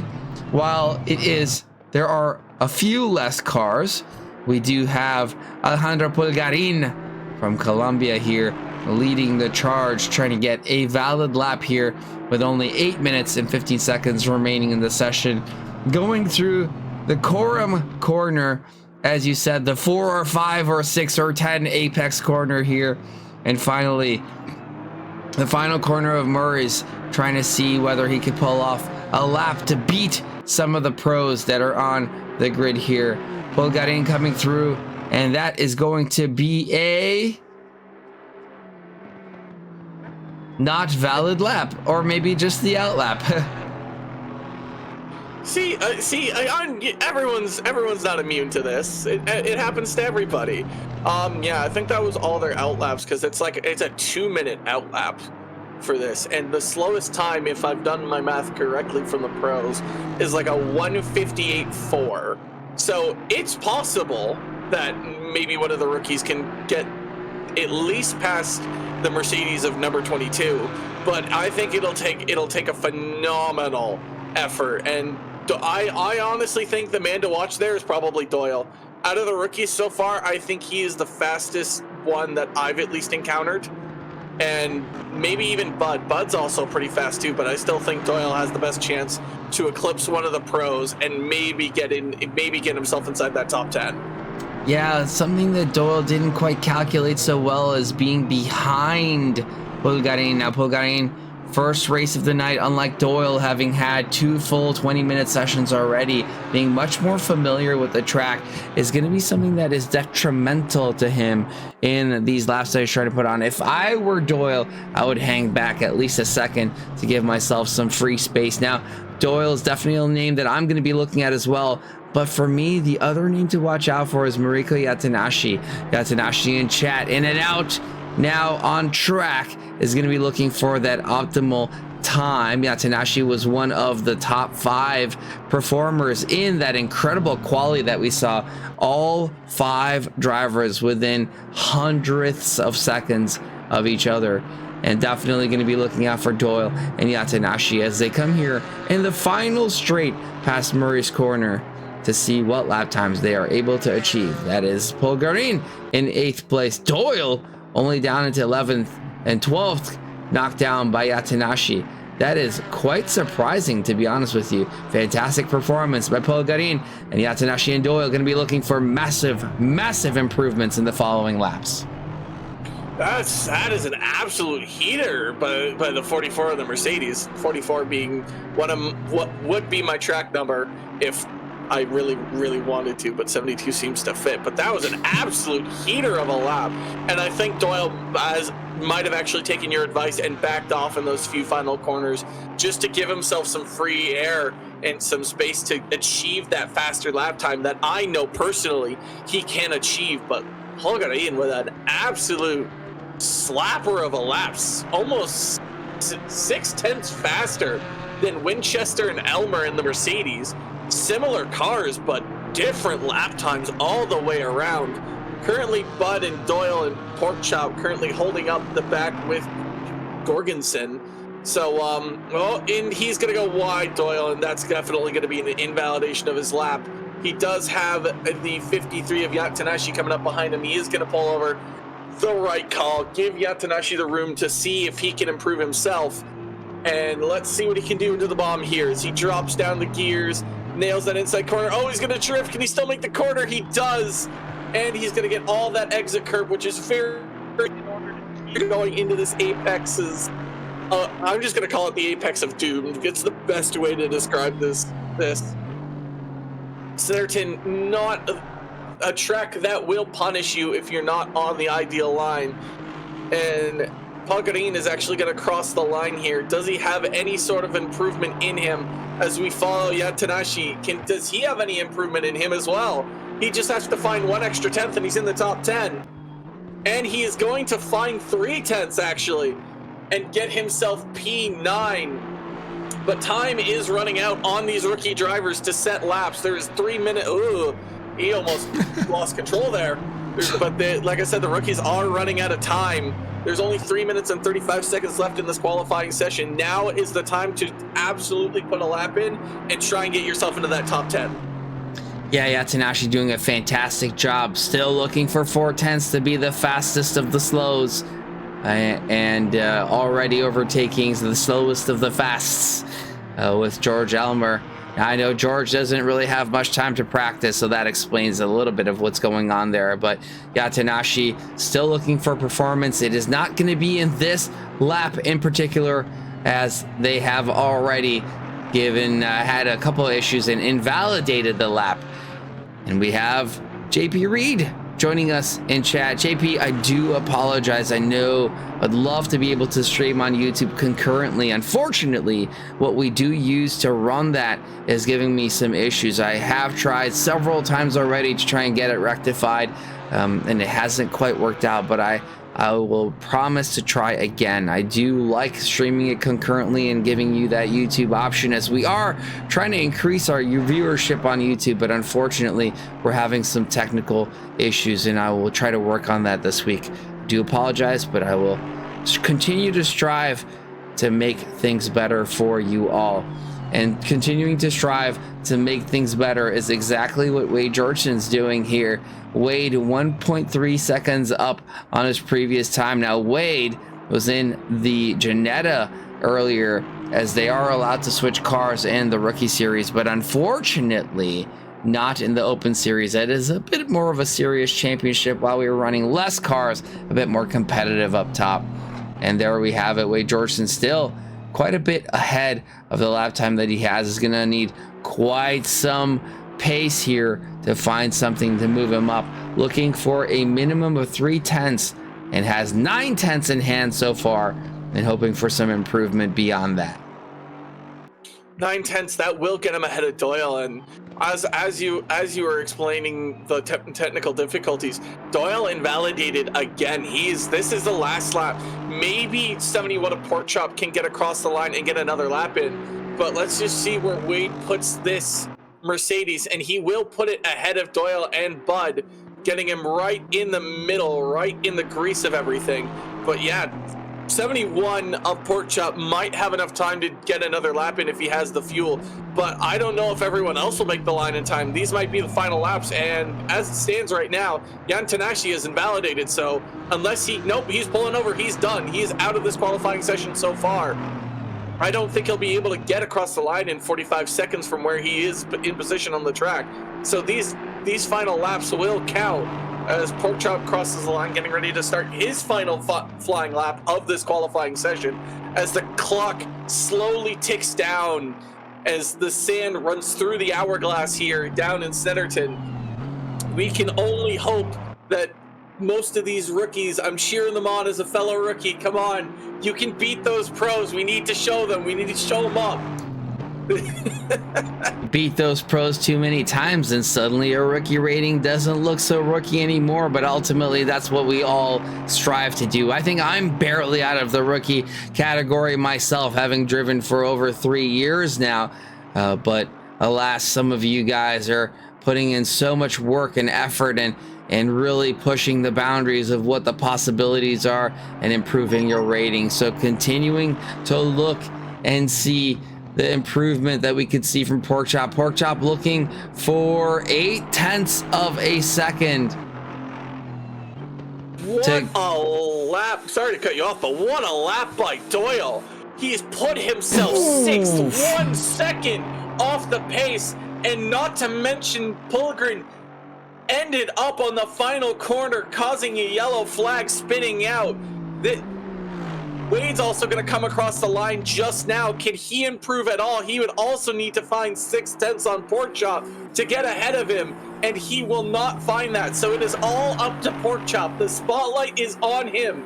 This is his moment in the sunshine. He would have to find he'd have to find about 0.8 to get himself in the top 10. He would need an absolute miracle to keep on, and he invalidates.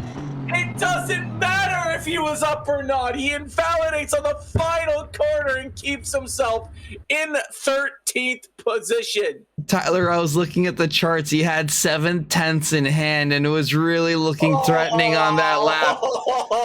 Ricardo, get your internet back. Reconnect. You have 2 minutes and 45 seconds, and I know even if you don't make the start of the race, you still have a good chance of doing really well. Rivera back in. There it is. And I don't know where that places you.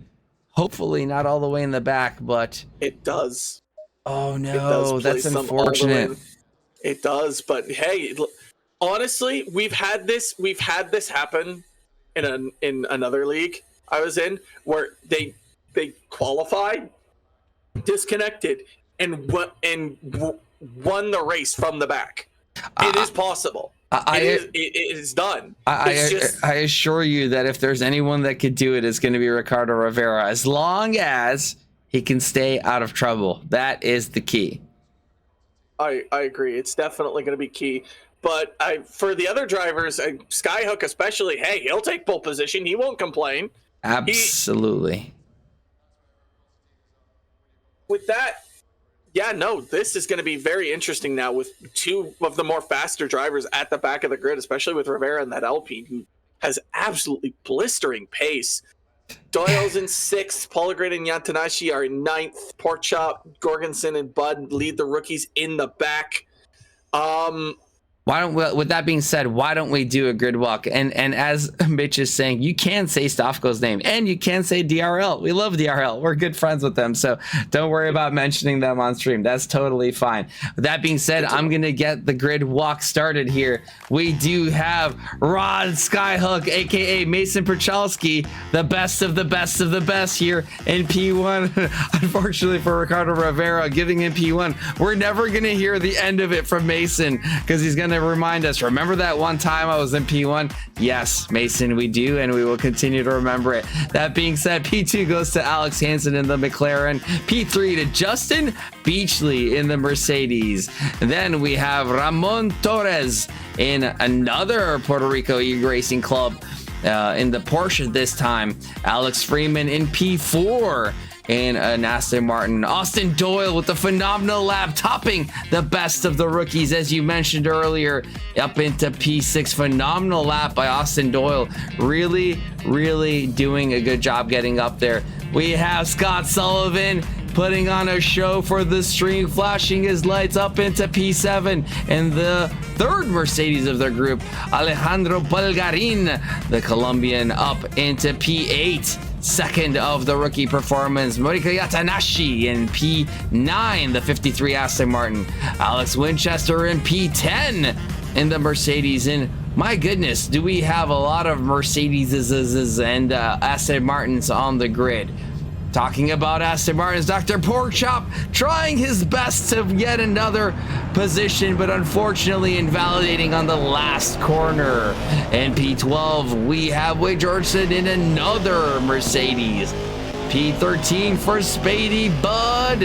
P14 for Ricardo Rivera in the Puerto Rico E-Racing Club Alpine. And finally, last but not least, George Elmer. I think George was a little bit farther ahead, but seems to have been in a situation in the Voltron, Simnut Voltron Mercedes with 15 on the grid. Tyler, this is going to be an exciting race. It is definitely going to be exciting. Yeah, honestly, at this point, you just might as well just run an all GT4, all Mercedes lineup. Like, there's so many Mercedes on this grid. It just trumps every other car on the grid. And funny enough, the Aston Martin 14 of Freeman's actually going to start from the pits. That actually might be an interesting strategy here. I actually don't mind that play at all, especially with Snetterton.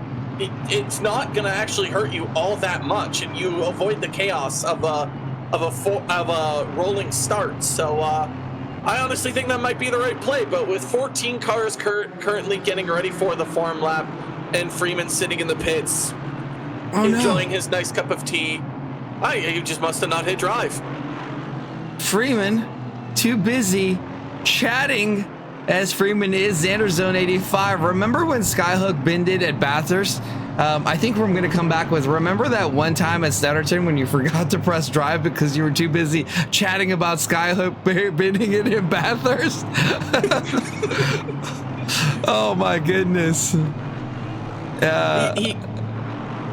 go actually ahead. said the pit start wasn't intentional, so that just further reinforms the idea he was talking. And Nairati is correct. Trackalicious sponsored by AMG. Yeah. 10 and 15 cars are of German make. That is a stat of the day. Hey, I'm open. AMG, hit us up. I'm good. I'm down. I'm down if you're down. I'm down if you're down. Let's go. My dad used to have a Mercedes AMG. I'm talking to you, AMG. My dad used to have a Mercedes, AMG. He didn't have an AMG Mercedes. With that being said, though, they're now in double file, where the first lap of this race will begin as soon as P1 and P2 cross the line side by side. Skyhook, Bench, Beachley, Torres, Doyle, they are all in a position where they could definitely lead this out of turn one. But let's just see how the race start goes. The straight, albeit nice and easy, still can provide challenges, especially off the race start, as we wait for the green flag here at Trackalicious. Come on, wave the green flag already. Let's get this show on the road. I'm tired of waiting. I want to see some racing. I've been sitting in the car for the last hour. I would like to see what it's like from a different standpoint in this booth. And the green flag waves, and off we go. Getting down into turn one so far as it looks. I think that's actually Hansen on the outside. Has a really good line into turn one and will currently take provisionally P1. However, the Skyhook number 10 Mercedes is going to have to keep battling him. He's just losing places off the rip. Outside, I believe that is Beachley that goes way outside, taking a different line. He'll still retain P3 with Torres running right behind him. Doyle just watching on and kind of, I think that's Sullivan. Sullivan's actually behind him. Doyle is currently on attack or on defense right now. Yeah, the timing chart's going all over the place here for you.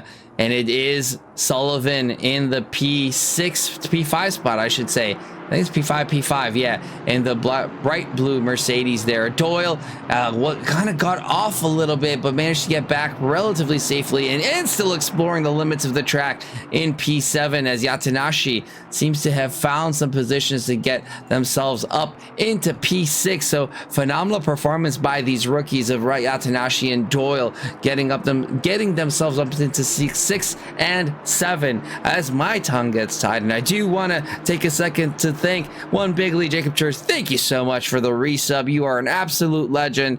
Has been subscribing for 25 months. 25 months, Tyler. That's almost a year. That's actually 2 years. 12 months in a year is 2 years. He's subscribed for 2 years and 1 month. That's an insane time. That's not even how long I've been in Trackalicious for. I've been here for like months. Doyle is currently leading the best of the rest pack with Yatanashi behind this kind of 6-car conglomerate here. Yatanashi's going to try and look for a better exit to try and get Sullivan, but Doyle is just trying to get away from these other drivers that are behind him. That Gulf McLaren's not going to try and keep him out of his sight for long. Freeman all the way in the back is going to just try and gain as much time as he can, take advantage of any incidences. but look at that line of cars that is following Doyle behind.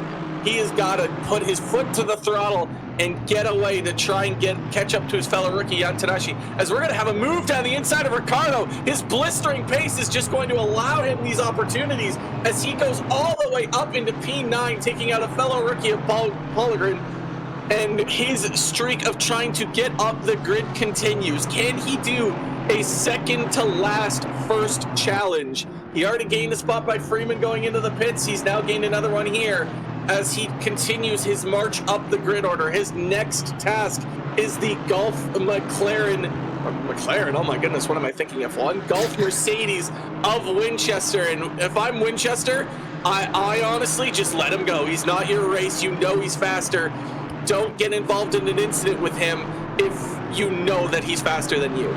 Yeah, that is a really good point. Ultimately, yeah, you could battle it out, but Rivera has so much pace in hand that the only thing that you're doing as Winchester by battling Ricardo Rivera is losing yourself time through the whole race. And that is critical time that might come into play farther down the race as you're racing the true challengers of your position, the Doyles and the Polgarins and the Yatanashis around you. So it would be the wisest move to find the most efficient spot to let Rivera by, but that's not something that's in Winchester's heart. He's gonna battle for every corner, for every position, and continues to stay ahead of Rivera for the time being. Well, with us sticking with Rivera, we can see how Rivera is just getting so much better speed, much better exit. He is on the bumper of Winchester, and Winchester pulls to the side and goes, wait a minute, I think I might like, oh, never mind. He doesn't. He keeps battling. I am shocked by this notion. I did not expect this. The ideals of myself and Winchester are different. However, Rivera is going to go up the inside, or at least mock the idea of it.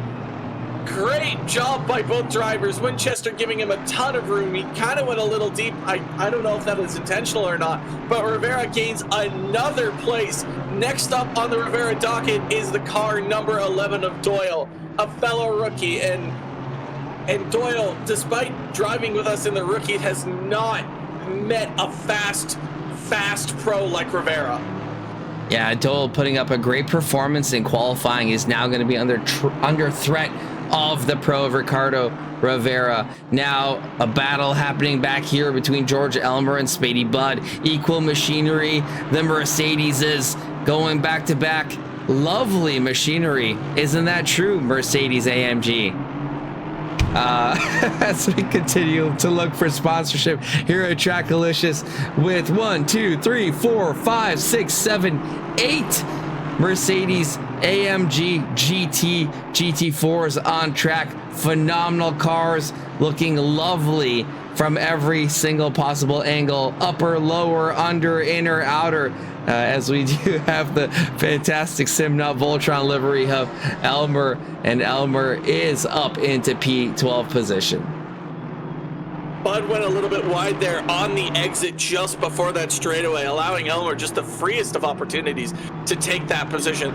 Once the race gets more spread out, everyone takes their pit stops and we get a little bit of all the action. I want to take a deeper dive into that livery. That is insane. Here goes Torres, though, as we quickly switch cams as Beachley is under threat by this GT4 Porsche. Looking at any point, try and get to some defense. Ricardo Rivera gains another position, I believe. I think that was the 53 of Yatanashi who's lost a place, and now Ricardo is going to find another position, this time from the other rookie of Doyle. He has moved himself now up to P6, and there's only been 7 minutes in this race. At this rate, he's going to catch P1 probably by the middle of the race. Yeah, so I apologize about the mid-sentence camera change there on you, Tyler, but just had to catch the action of Ricardo Rivera. Just absolutely rocketing through the grid so far, up into P6. Like you said, only 7 minutes into the race. There's a long race ahead. The only thing that could fault him is a bad strategy, I think, at this point in time, or maybe a crash ahead. I think he has a good enough head on his shoulders to be able to make it through. But Ricardo Rivera's internet failing him, but his skill absolutely on point to make up for his internet issues. the top 4 is only separated by maybe a second and a half. They are just absolutely flying up there. Sullivan just kind of staying in the middle of everything, not being quick enough to catch the guys up ahead, but not being slow enough that he has to worry about the people behind. But there is one car he has to worry about behind, and it's coming right hot. It's the Alpine of Rivera. This dude is on a mission to take back what he'd lost after his internet failed him in qualifying. It is just he just looks like a man on a mission. As you can see from the rear wing, you can already see Rivera is hot on his tail. He is less, I would say maybe a second and a half away from Sullivan. It's just mind-boggling how fast this guy is. Like, I've raced with Stavko before, and like, this is nuts. Him versus Stavko would be a legendary battle. I'd honestly might have to pay to see something like that. I'll take your money. I'll take it. Did someone say money? Did someone say pay? Did I hear that? Did someone say pay? The chat actually, one of the viewers asked how much is a sponsorship. I would love for you to answer that question. So we actually do have sponsorship packages that we send out to a bunch of companies. The prices vary. We have, the entry level, bronze, mid-tier, silver, gold, and then we have title sponsorships which we offer for our sim racing championships. And the title sponsorship basically renames the championship in your company's favor. So for those serious lookers at our sponsorship packages, we are happy to send it out. Mercedes AMG. Look at how lovely that Trackalicious looks on that wing. As Ricardo Rivera continues to close the gap. Now only 2 seconds between Rivera and Sullivan. And while Sullivan's on an island not having a draft ahead to help him out, to help him keep out of the grasp, the claws of Ricardo Rivera just coming through the grid, this is a situation that's just bound to happen. Oh my goodness, just within those 2 corners, Rivera's closed down another 2 or 3 tenths of a second. It's almost like there's nothing you can do. You'd have to have like perfect lap after perfect lap after perfect lap, and it still might not be enough to get you away from this Alpine of Rivera. Like, this is amazing to me. And rookies, this is unheard of. No one pulls away this hard. No one catches you this quick. As the top 3 are just fighting it out right now. All the focus currently on Rivera, but like Beachley is currently only 2 tenths behind Skyhook. Torres has fallen off ever since that moment where he was just looking to maybe get Beachley, but it just wasn't enough. And oh my goodness, Rivera, he's already within that 1 second gap.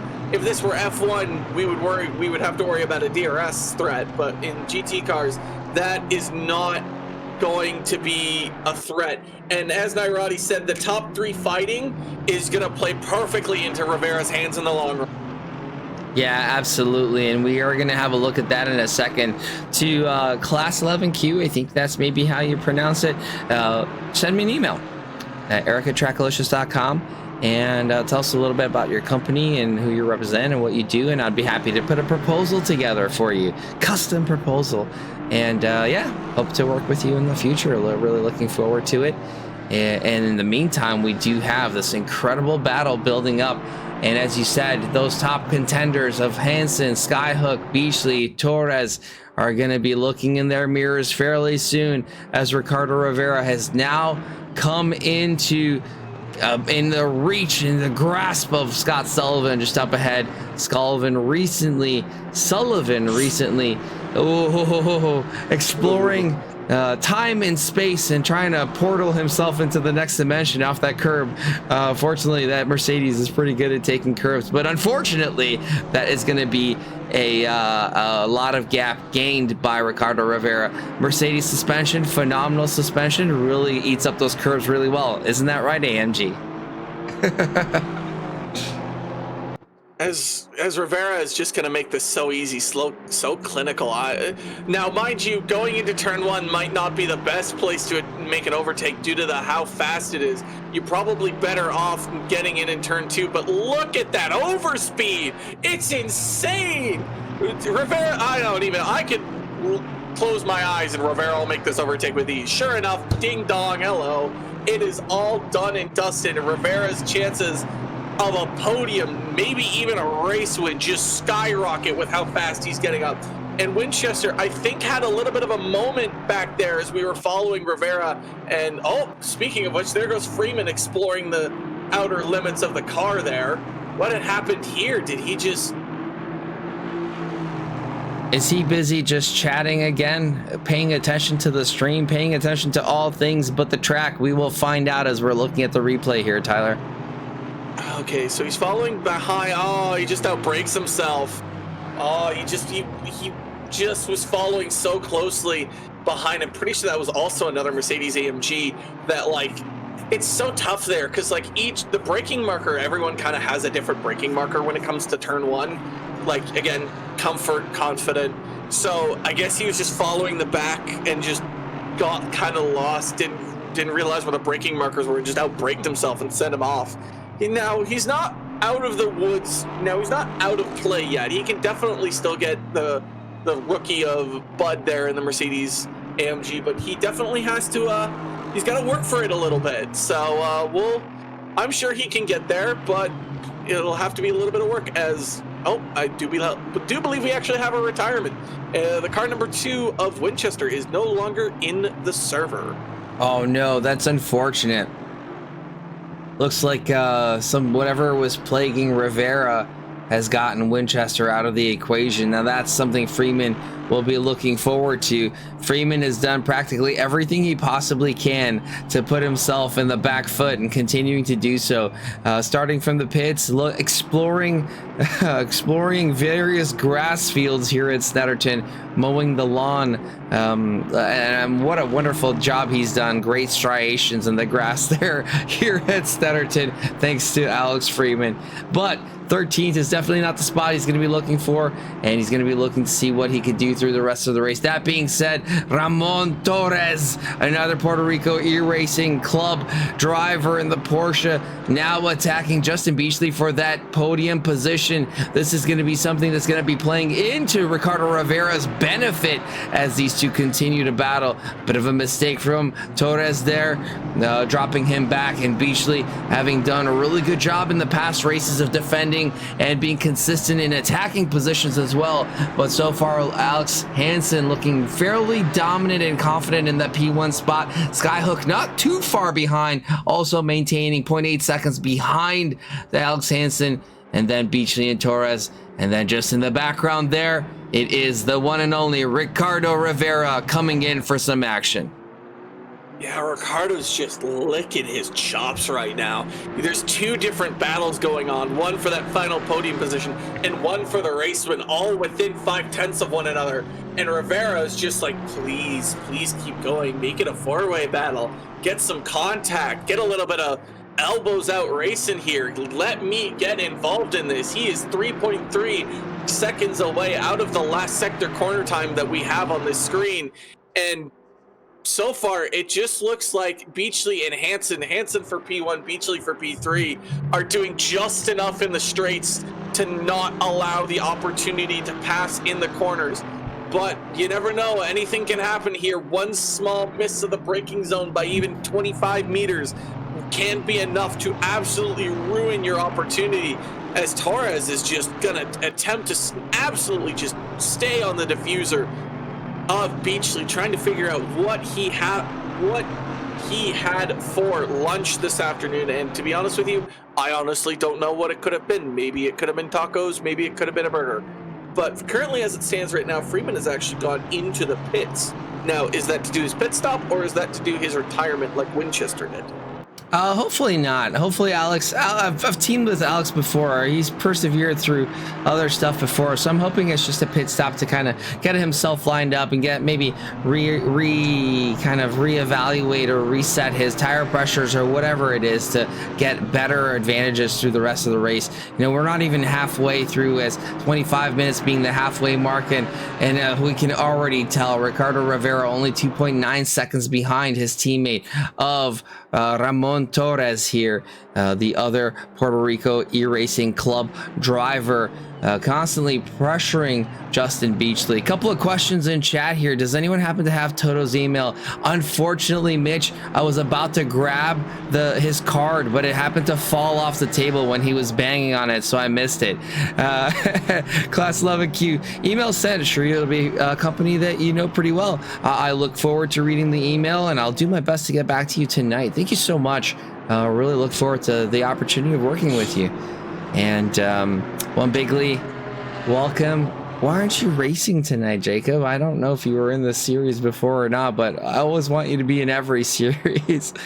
Sounds like some weather report from the track here. Nairati telling us that it's gotten cloudy and likely colder than the race start. So it is going to be an opportunity for some strategic play. Are these folks going to be changing tires or not? Now, for those that don't know, this is a 50-minute race with one mandatory pit stop. The mandatory pit stop does mandate a minimum 25-second in the pit stop. So you have the option to choose whether you're going to replace tires or not for a 5-second penalty, and really puts everybody in a situation to determine whether tires or no tires is the best solution for your race strategy.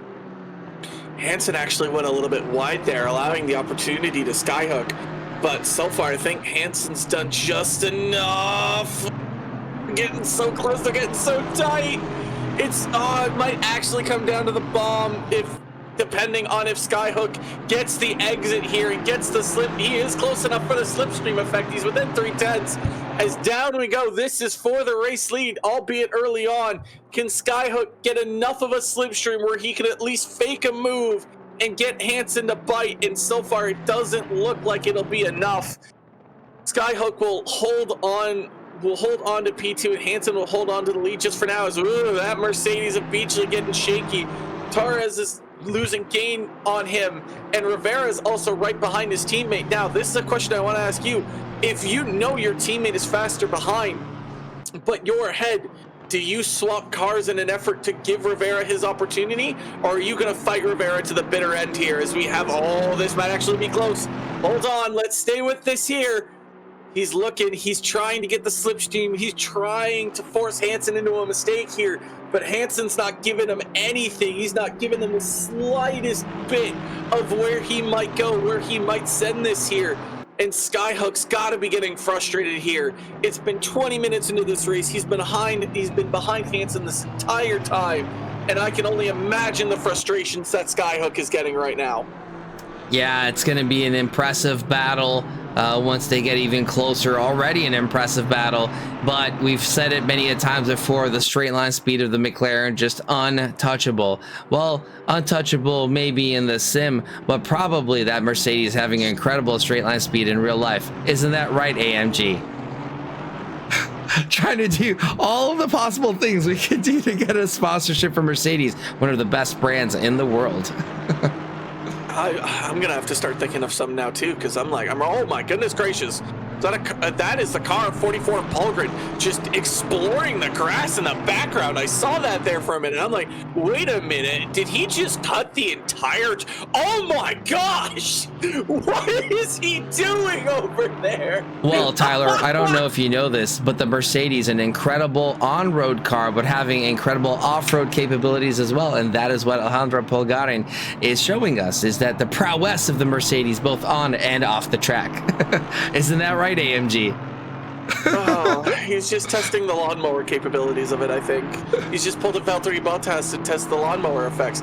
The top 5 now all within pretty much 3 seconds of one another. And that is Porkchop with a stop go 30. He's done a speeding in the pit lane violation. Oh, so goodness. That's going to be even tougher for him. That's going to allow Jordan Jorgensen a chance and an opportunity to maybe get ahead of him. But Hansen is just trying to hold this so desperately. The Trackalicious rear wing, his only friend right now. Everyone else wants his position, wants that win, but he's just defending as hard as he can. The racing here between the top 5 is quite beautiful. No contacts, plenty of space given. Rivera is just licking his chops. His teammate hopefully will let him by without a problem, and that'll give him a chance to get Beachley, Skyhook, and Hansen. But we are approaching the time where, as you said, pit strategy could come very much into play. Snetterton on like the left side tires is just brutal to those left-sided tires. But is the 5 seconds that it'll take you to get your tires fitted worth it versus just getting the 25 seconds of fuel? So Tyler, I just had a quick look. So we have Beachley, Skyhook, and Sullivan in the same chat, all in a Mercedes. Now I wonder, do you think that Skyhook and Beachley are gonna work together to try and keep Ricardo Rivera behind? Or is this gonna be a, hey, you're on your own, man, I got my own battles to fight? This would definitely be an interesting situation. I've had this situation actually happen before where I've been in another chat with another driver and we're just chilling, having fun. And he's like, can you hold him behind? And I'm like, sure, I have nothing to do in my time.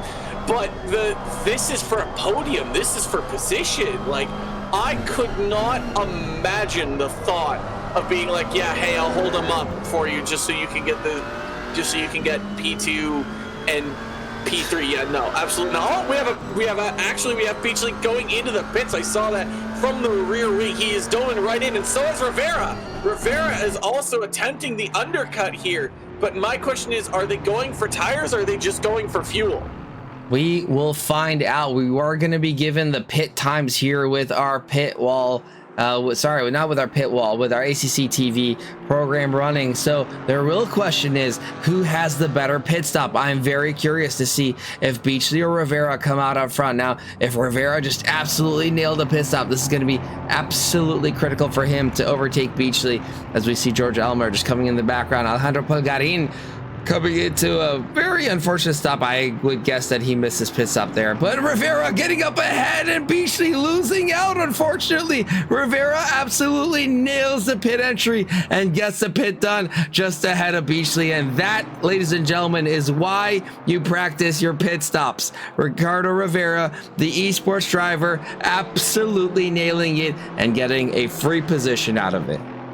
That was absolutely beautiful. It looked like they had around the same times, but Rivera just clinical in his approach and everything he seems to do. Just got down and just slapped the throttle as hard as he could, and off he goes. I'm assuming them took tires based on how fast that stop was. So I am looking at a 27.6 stop for Ricardo Rivera and a 32.4. So I don't think Rivera took tires. Beachley may have taken tires, but Ricardo Rivera, 21.6 stopped time. I'm not sure what these numbers mean because there is a 25-second minimum stop time, but it definitely faster through the pits than Justin Beachley by 1.6 seconds. Yeah, that was still clinical regardless of the fact Torres has now actually come into the pits as well. Hansen and Skyhook just still continuing their long-standing battle, and so does the 43 of Sullivan. Now, this is key for both Rivera and Beachley that Torres was behind Beachley and ahead of Rivera. So this is going to be very, very key as to how this pit stop comes out for Torres, as Yatanashi also goes into the pits for the rookies, Doyle inheriting P3 based on the fact that everyone else has come into the pits. But we are going to keep an eye, and we're going to stick with Ricardo Rivera here. I'm going to wait to see that 43 move. Or actually not the 43, the 181. The 181 is on the move. He's coming out of the pits. And Torres. It looks like he is going... Oh, it's going to be close on exit here, but I do think Rivera has the... Does. Beachley loses out, but Rivera wins out incredibly so on the pit stops here. Rivera now up into, I believe, P5. So that is P6 in the race, but realistically that's a P3 right now. So that is as ideal a condition as Rivera could have wanted for both his teammate challenge and against Beachley. Now Beachley losing out on 2 whole spots in the pit stop is going to be super unfortunate for him. Torres a stop of 20.4. Beachley a stop of, I'm sorry, Torres a stop of 29.1, Beachley a stop of 32.4, and looks like Rivera a stop of 27.6. Now we have some information from the Grumpy Geriatric Gamer. Torres repaired 1.5 seconds of damage, which cost him the position. That is unfortunate. And Mitch, in case you hadn't seen the chat, we are being told to hydrate as there's so much action here. We haven't really been able to take a breath, but talking about action, Beachley now looking at Torres getting back, trying to fight back for that P6 spot. Torres doing a good job of defending, but ultimately the straight line speed. Oh no! What? What just happened? What did we just witness? Did he just phase through him? Did he just ghost? Clear indication that Justin Beachley, aka Neo from the Matrix, or what you actually saw is that the incredible safety feature of the Mercedes AMG recognizing the spin up ahead and transforming itself into a transparent car, a new feature by Mercedes AMG. Ooh, I think actually, Hansen actually did Rivera just get ahead of Hansen there? He did. Hansen no longer has the lead of this race. It actually belongs to Rivera. Oh my goodness, you are right. Let's go back and see what happened there. I do want to go back and check out how he got ahead. Hansen was coming out of the pits. He was trying to make that pit stop, and Rivera just got the slipstream from Bud up ahead in the rookie class, who's going long, and just used that slipstream to get ahead of the pit stopping 390. So this race is completely up for grabs. I'm definitely starting to think that Rivera didn't take tires though, and that might hurt him a lot in the end. He's got to nurse those.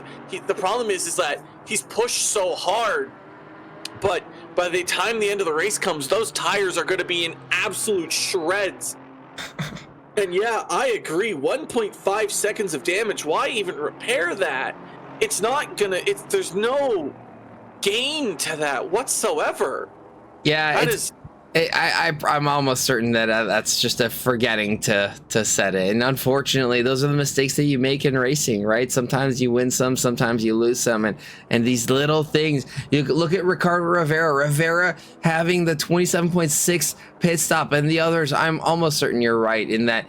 Looks like Alex Hansen did take tires. Looks like Justin Beachley did take tires. Looks like Scott Sullivan took tires. So these guys having a much better pit stop than Ricardo Rivera. But I don't know. Rivera just has so much pace in hand that it's going to be really difficult to catch up. So we're going to have to look at the lap times between Rivera and Hansen in the future laps to see whether Hansen's going to be able to catch up. Now, we have said multiple times before, it is one thing to catch up. It is another thing to overtake. It might be relatively easy for the McLaren considering the straight line speed differential between the Alpine and the McLaren. But, Tyler, we're going to have to wait and see.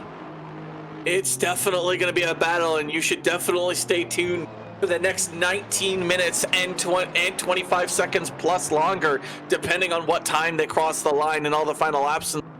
Skyhook is miles ahead. He is already in the bomb chicane, and Doyle is not too far up the road from Rivera. He's a ways away, but he's not too far.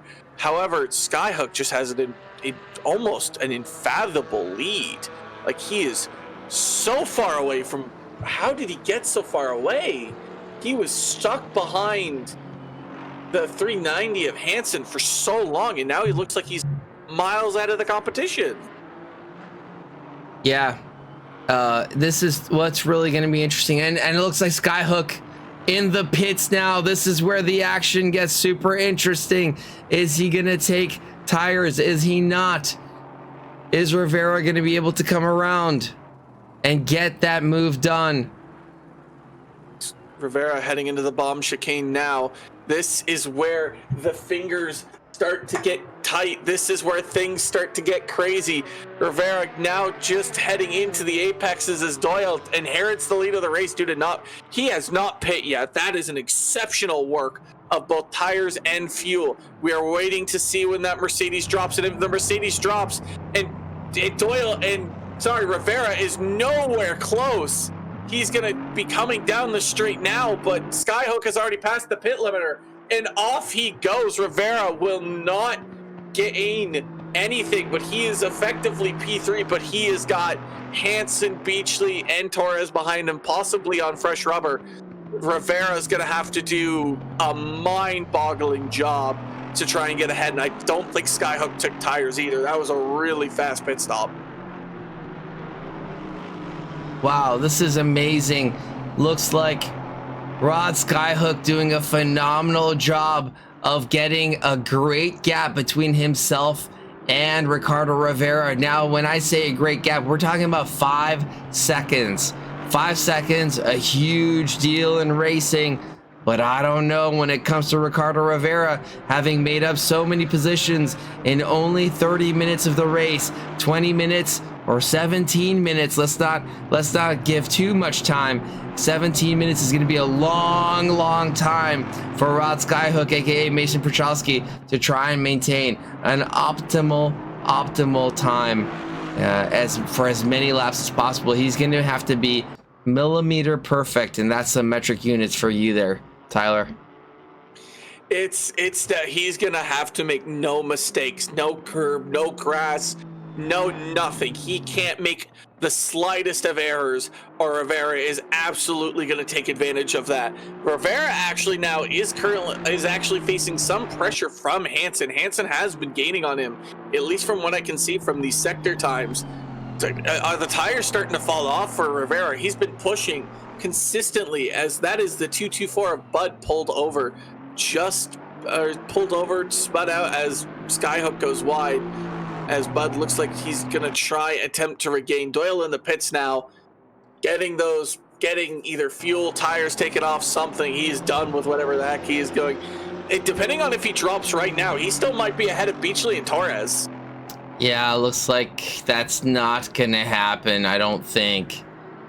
So Sullivan and Torres in a battle, actually. Let's find them here.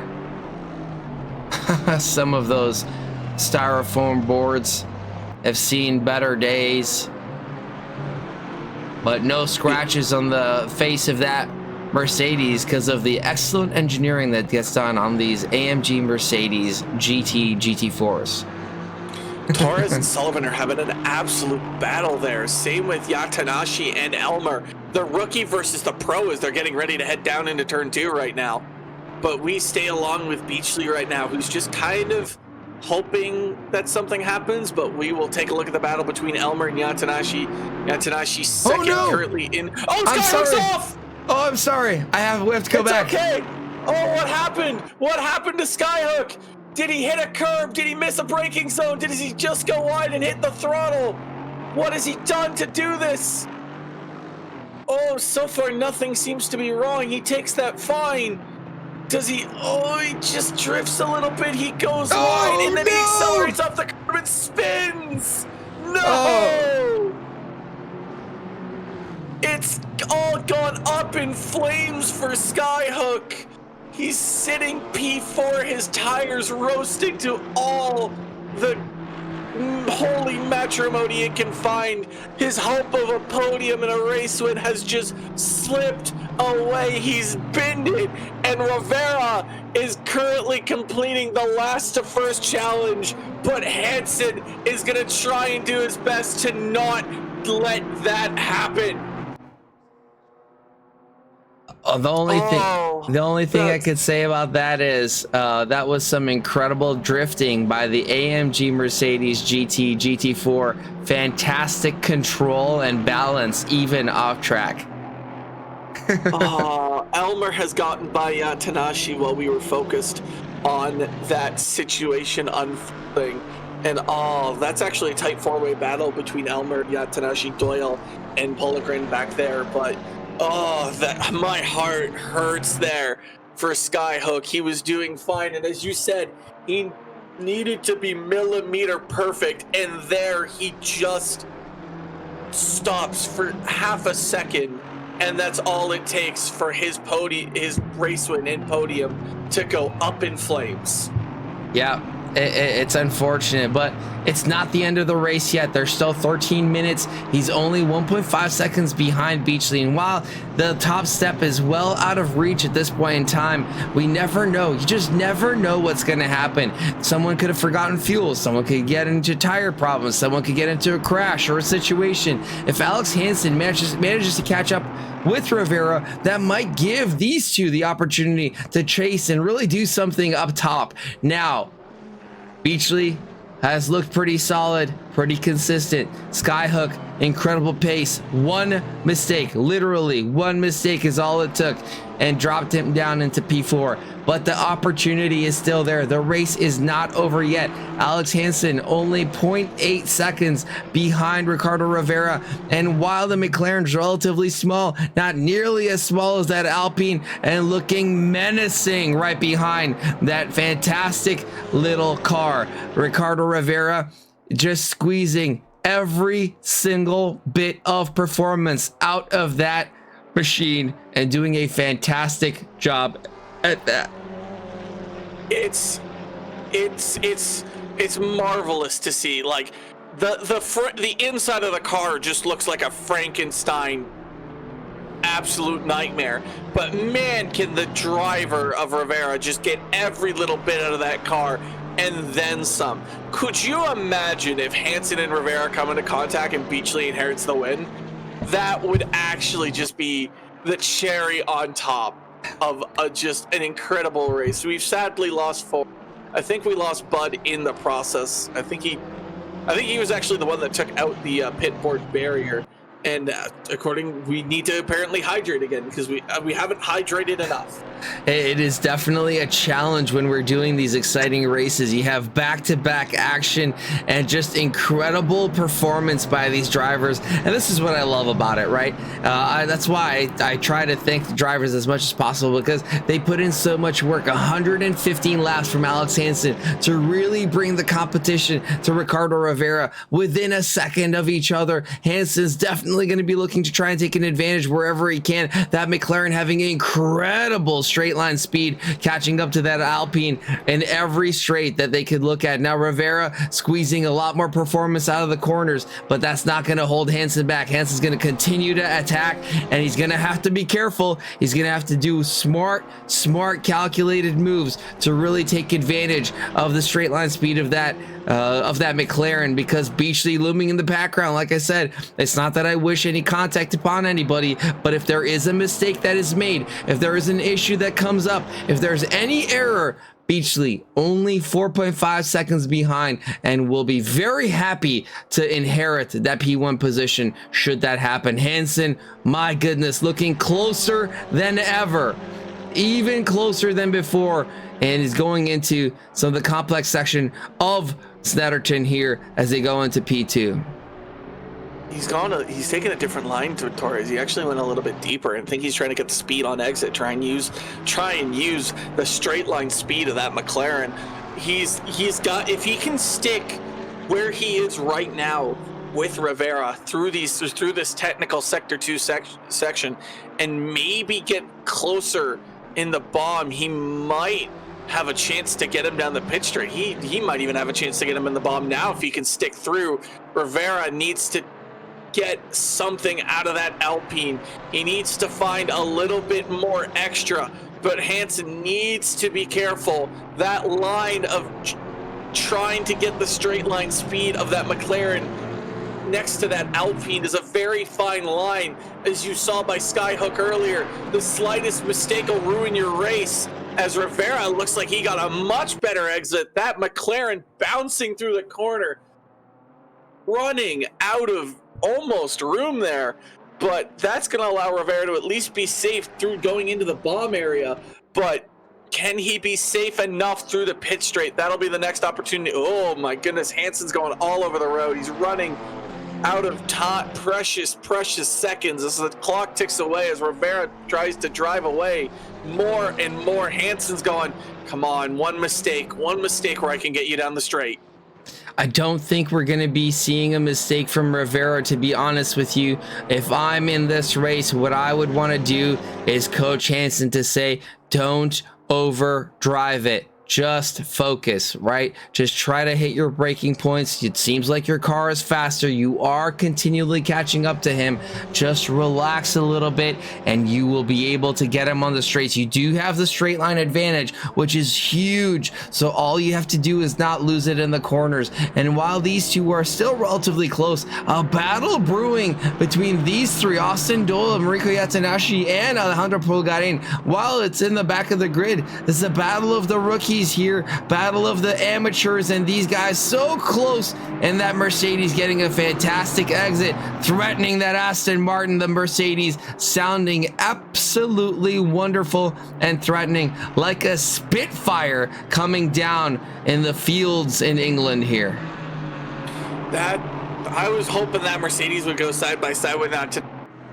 He decided against it, thankfully, trying to preserve his life, as the McLaren is the Mercedes is looking for any type of room against that Aston Martin. And I'm a little biased here, but I hope that Aston Martin keeps that position. The Aston Martin gang needs to stick together, and we actually have Torres and Sullivan neck and neck with each other up ahead of this group as well. So there's, even with 6 minutes left to go, there's still constant action everywhere on the track, everywhere you go. Hansen might not get Rivera, but Pulgrin might get a chance at Yatanashi here as he goes a little bit wide. Yatanashi just needs to get better straight line speed than that Mercedes, and I think he'll be just fine where he stands right now. Yeah, these guys for sure going to be battling. Yatanashi again having the experience of the first race under their belt. Austin Doyle being able to walk away a little bit as Yatanashi and Pulgarin continue to battle, and that Mercedes looking increasingly threatening. Now the gap between Yatanashi and Doyle is over a second, so Yatanashi is not going to have the draft of the Porsche up ahead, which gives the Mercedes a bit of an advantage.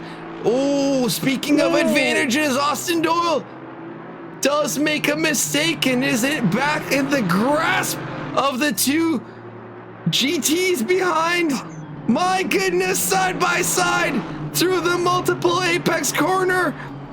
Pulgarin trying to stick it on the outside, now having the inside line, manages to nail that apex and does get ahead. Yatanashi still not the end of it. Both of them racing down the straight. It is now a drag race, and having Austin Doyle just ahead is going to be a huge advantage for Yatanashi, but the Mercedes power does come through. Yatanashi having a look on the inside, not enough, and that is a position for Alejandro Pulgarin as he gets himself up into 9th position.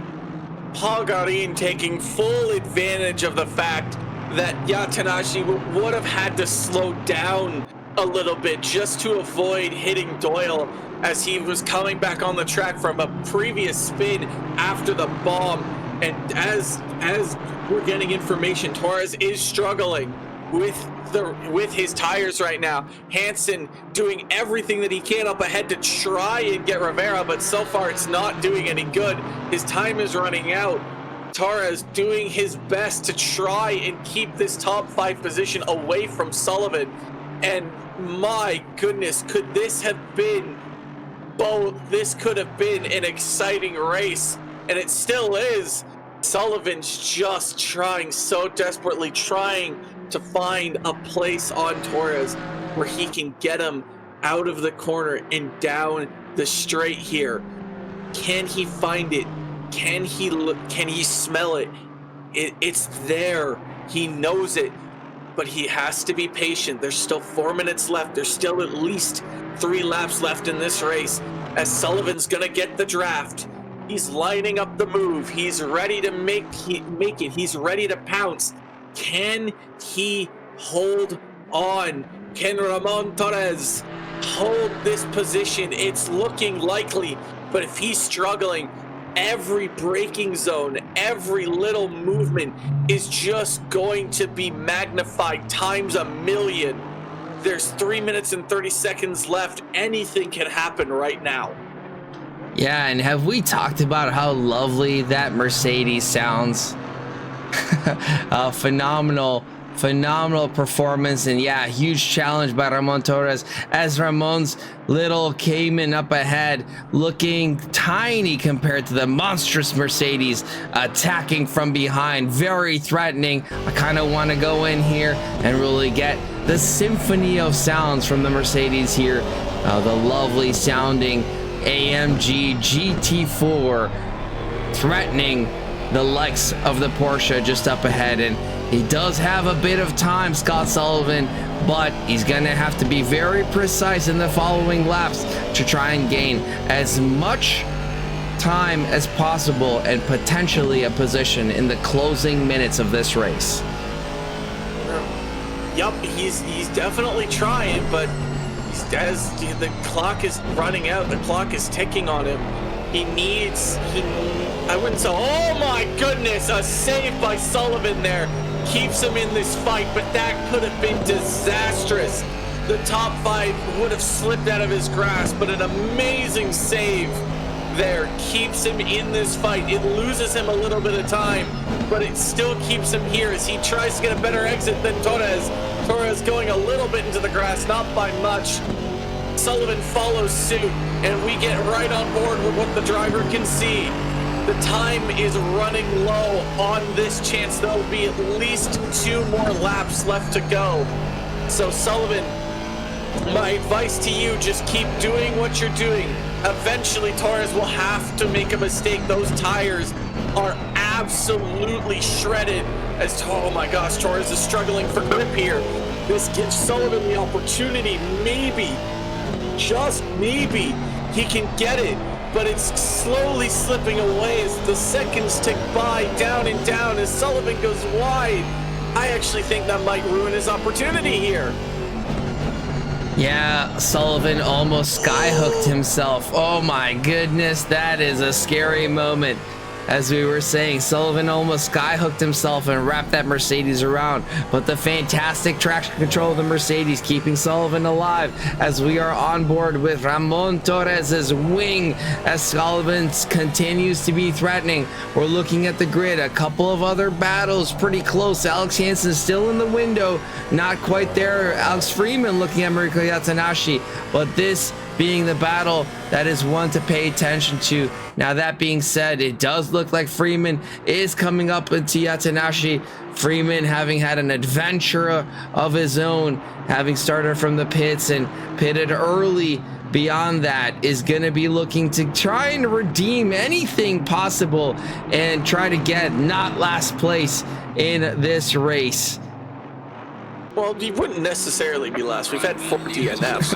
And now with that being said, the leader is on the final lap. So Rivera just needs to hold off Hansen for just a little bit longer and get this overtake done here right then, right now.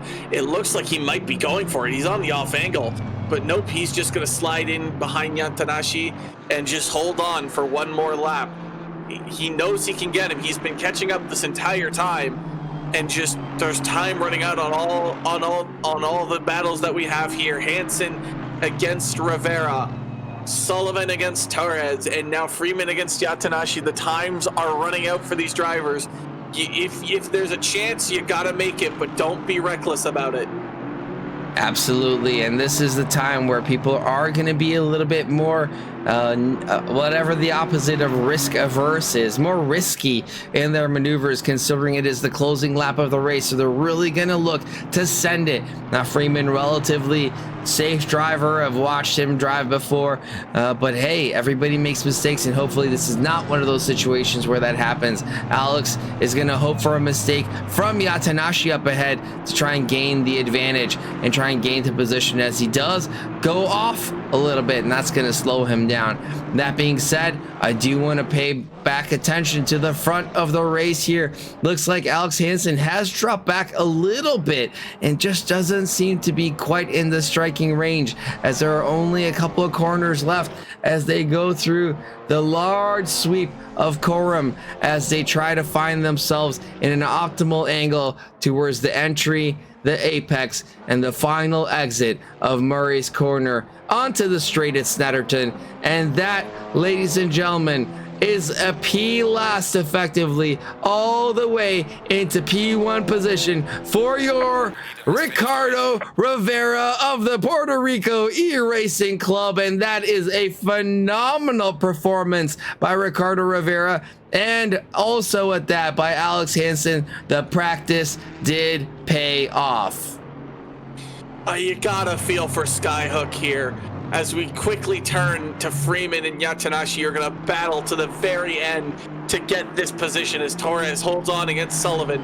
Elmer, Doyle, Pellegrin, and Yatanashi and Freeman all have left across the line. But who will finish in the top 10? Freeman with a not intentional pit lane start and exploring the grass and a very early pit stop. But I don't think it's going to be enough for him to crack the top 10, as Yatanashi will keep the top 10 for the rookies. Let us go. And there you have it, ladies and gentlemen. A fun, action-packed filled 50 minutes here at Snetterton. My goodness, Tyler, what a first stream here at Trackalicious for you. It's definitely been, that was an absolute blast. Rivera with a last to first finish. Skyhook with the win in his hands, but it falling down through the floor that he stands on. And just all the battles that happened everywhere. It was a phenomenal treat to watch. You probably remember better than I do, but I honestly forgot. I think, who was P3? Beachley. Okay, so let's try and see if we can get Beachley in here as well. Well, Tyler, we have Alex Hansen, we have Ricardo Rivera, and we have Justin Beachley. Let's start with Justin Beachley. Beachley, P3 on the podium, a couple of ups, a couple of downs, but overall a pretty smooth race for you. Yeah, kind of. I don't know. I don't know how I feel about third. It's kind of weird. I mean, obviously it's a good result, but I got to start finishing above Hansen just to gain any points at all in the championship. But consolidated P2, so that's good. Yeah, it was a pretty decent race. I think the first stint was, very good. I was very close to Mason most of the time. Thought I could get an undercut on the rest of the field, but I think Hansen and Rivera both ended up in front of me after the pit stop, so I knew it was pretty much third place sealed at that point. And I know Mason didn't take tires either, which kind of contributed to his incident. So overall, good night, P3. Snetterton's always a frustrating track, I think, for everybody, but yeah. Well, Justin, P3, not too bad. I know it's not as good as you hoped it would be, but still a great performance. That being said, just, I guess, didn't have as many practice laps as Alex Hansen. Alex, how many practice laps did you end up finishing with? Or starting with, we should say. Oh, I believe it was 115. My goodness. Tyler, that's basically an endurance race, isn't it? That is so long. I can't, again, that's a punishment. That's like, I did a dive bomb and that's my punishment. Instead of a pit lane start, I have to do over 100 laps on Snetterton. Who hurt you? Was that as painful as everybody thinks it is, Alex? I never actually raced at this track before. Never, ever, ever. So I had to do some practice to learn apexes and all this stuff, and still, I don't like this track. I share your thoughts on that greatly. I very much share your thoughts on that greatly. Alex, towards the end of the race there were a couple of situations where you thought you just might have had Ricardo Rivera. Were you feeling the same? I was hoping, yeah. I was gaining a lot on the straights. maybe 0.5 at one straight, but every corner I was losing the same amount of time. Not my track. Still need to practice more and maybe just take a different car because this McLaren for this track is weird because of the brakes. Well, you heard it, ladies and gentlemen. 115 laps isn't sufficient. Maybe he should have practiced more, but it's still a phenomenal race and phenomenal outcome for you, Alex. Congratulations on the P2. Now, the real star of the show, Ricardo. You had a situation, a technical problem, as we get in racing all the time, having to start at the back of the grid and then coming through from nearly P last all the way to that P1 position. Did you think that at the start of the race that was going to happen? No, especially in this track, it's like super hard to overtake, and my car is the slowest one in the straight. So I was just basically relying on outbraking everyone into like turn 2. So I started the race with a little less than half the amount of fuel I needed for the half race to be a little bit lighter and be able to overtake, and at least no one make it easy to to overtake. So I really had to like actually do real overtakes. So no one put it easy or let me by. But I wasn't counting on getting to all the way to P1. I knew I have to save the 5 seconds of not changing tires to have a chance. So that was my strategy from the beginning, and it ended up working.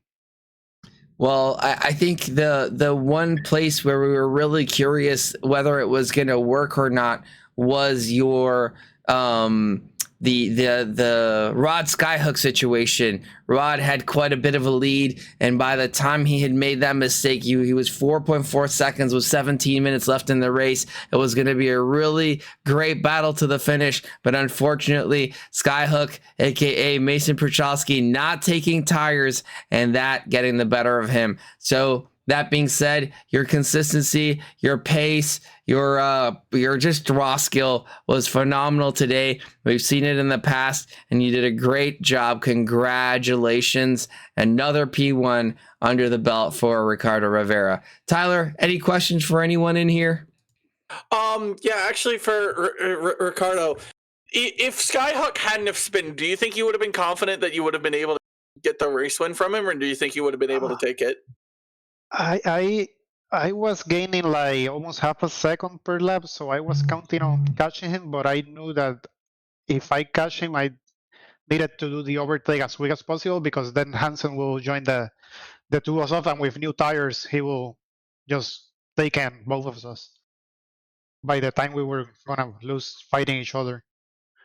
And I was only relying, basically my only chance to overtake anyone was into the braking into corner 2.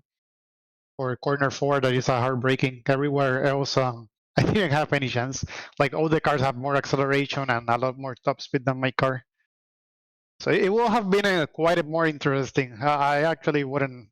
No, I think then Hansen will get the P1. With that also being said, I have one question for Hansen. Point did you realize like you could get Rivera in the streets, but in the corners he just had you beat? At what point did you start to think that hope was lost for that win? Oh, I actually made a mistake a few laps before the finish, and then I started feeling my front tires just losing grip, and I was like, okay, that's enough. Let's just finish the race, have some fun. Yeah, but the push was good. That was fun. And then I'll do one for Beachley just so he doesn't feel left out. You kind of just got in the middle of no man's land there, kind of in third place, not close enough to Hansen to get second, and then way ahead of I don't know who came fourth, but like, how do you keep mental focus there in that situation? Because in my rookies race when I was at the back, I found it really hard to keep focus, especially at Snetterton.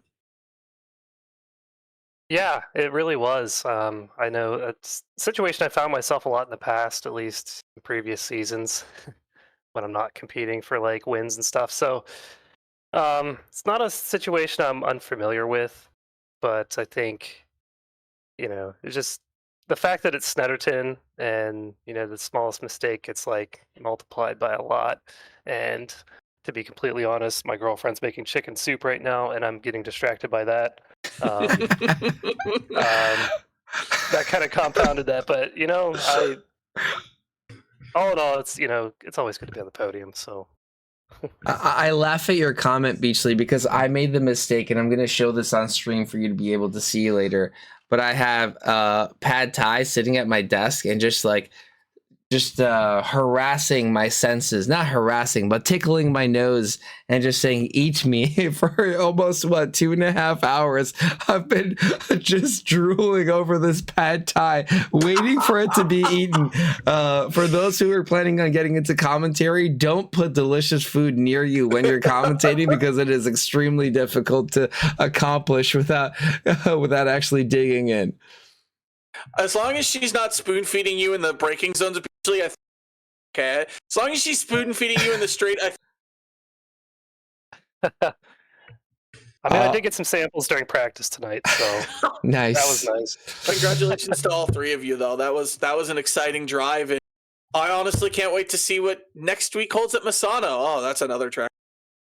Hey, don't talk crap about Misano. Misano's amazing. I love Misano. Great flowy track, but yes, indeed. Congratulations to Beachley on the P3, to Alex Hansen on the P2, and Ricardo Rivera coming in all the way from the back up into the top spot. Yet again, a win for Ricardo Rivera. Congratulations to you guys. Amazing job, and we'll see you back next week.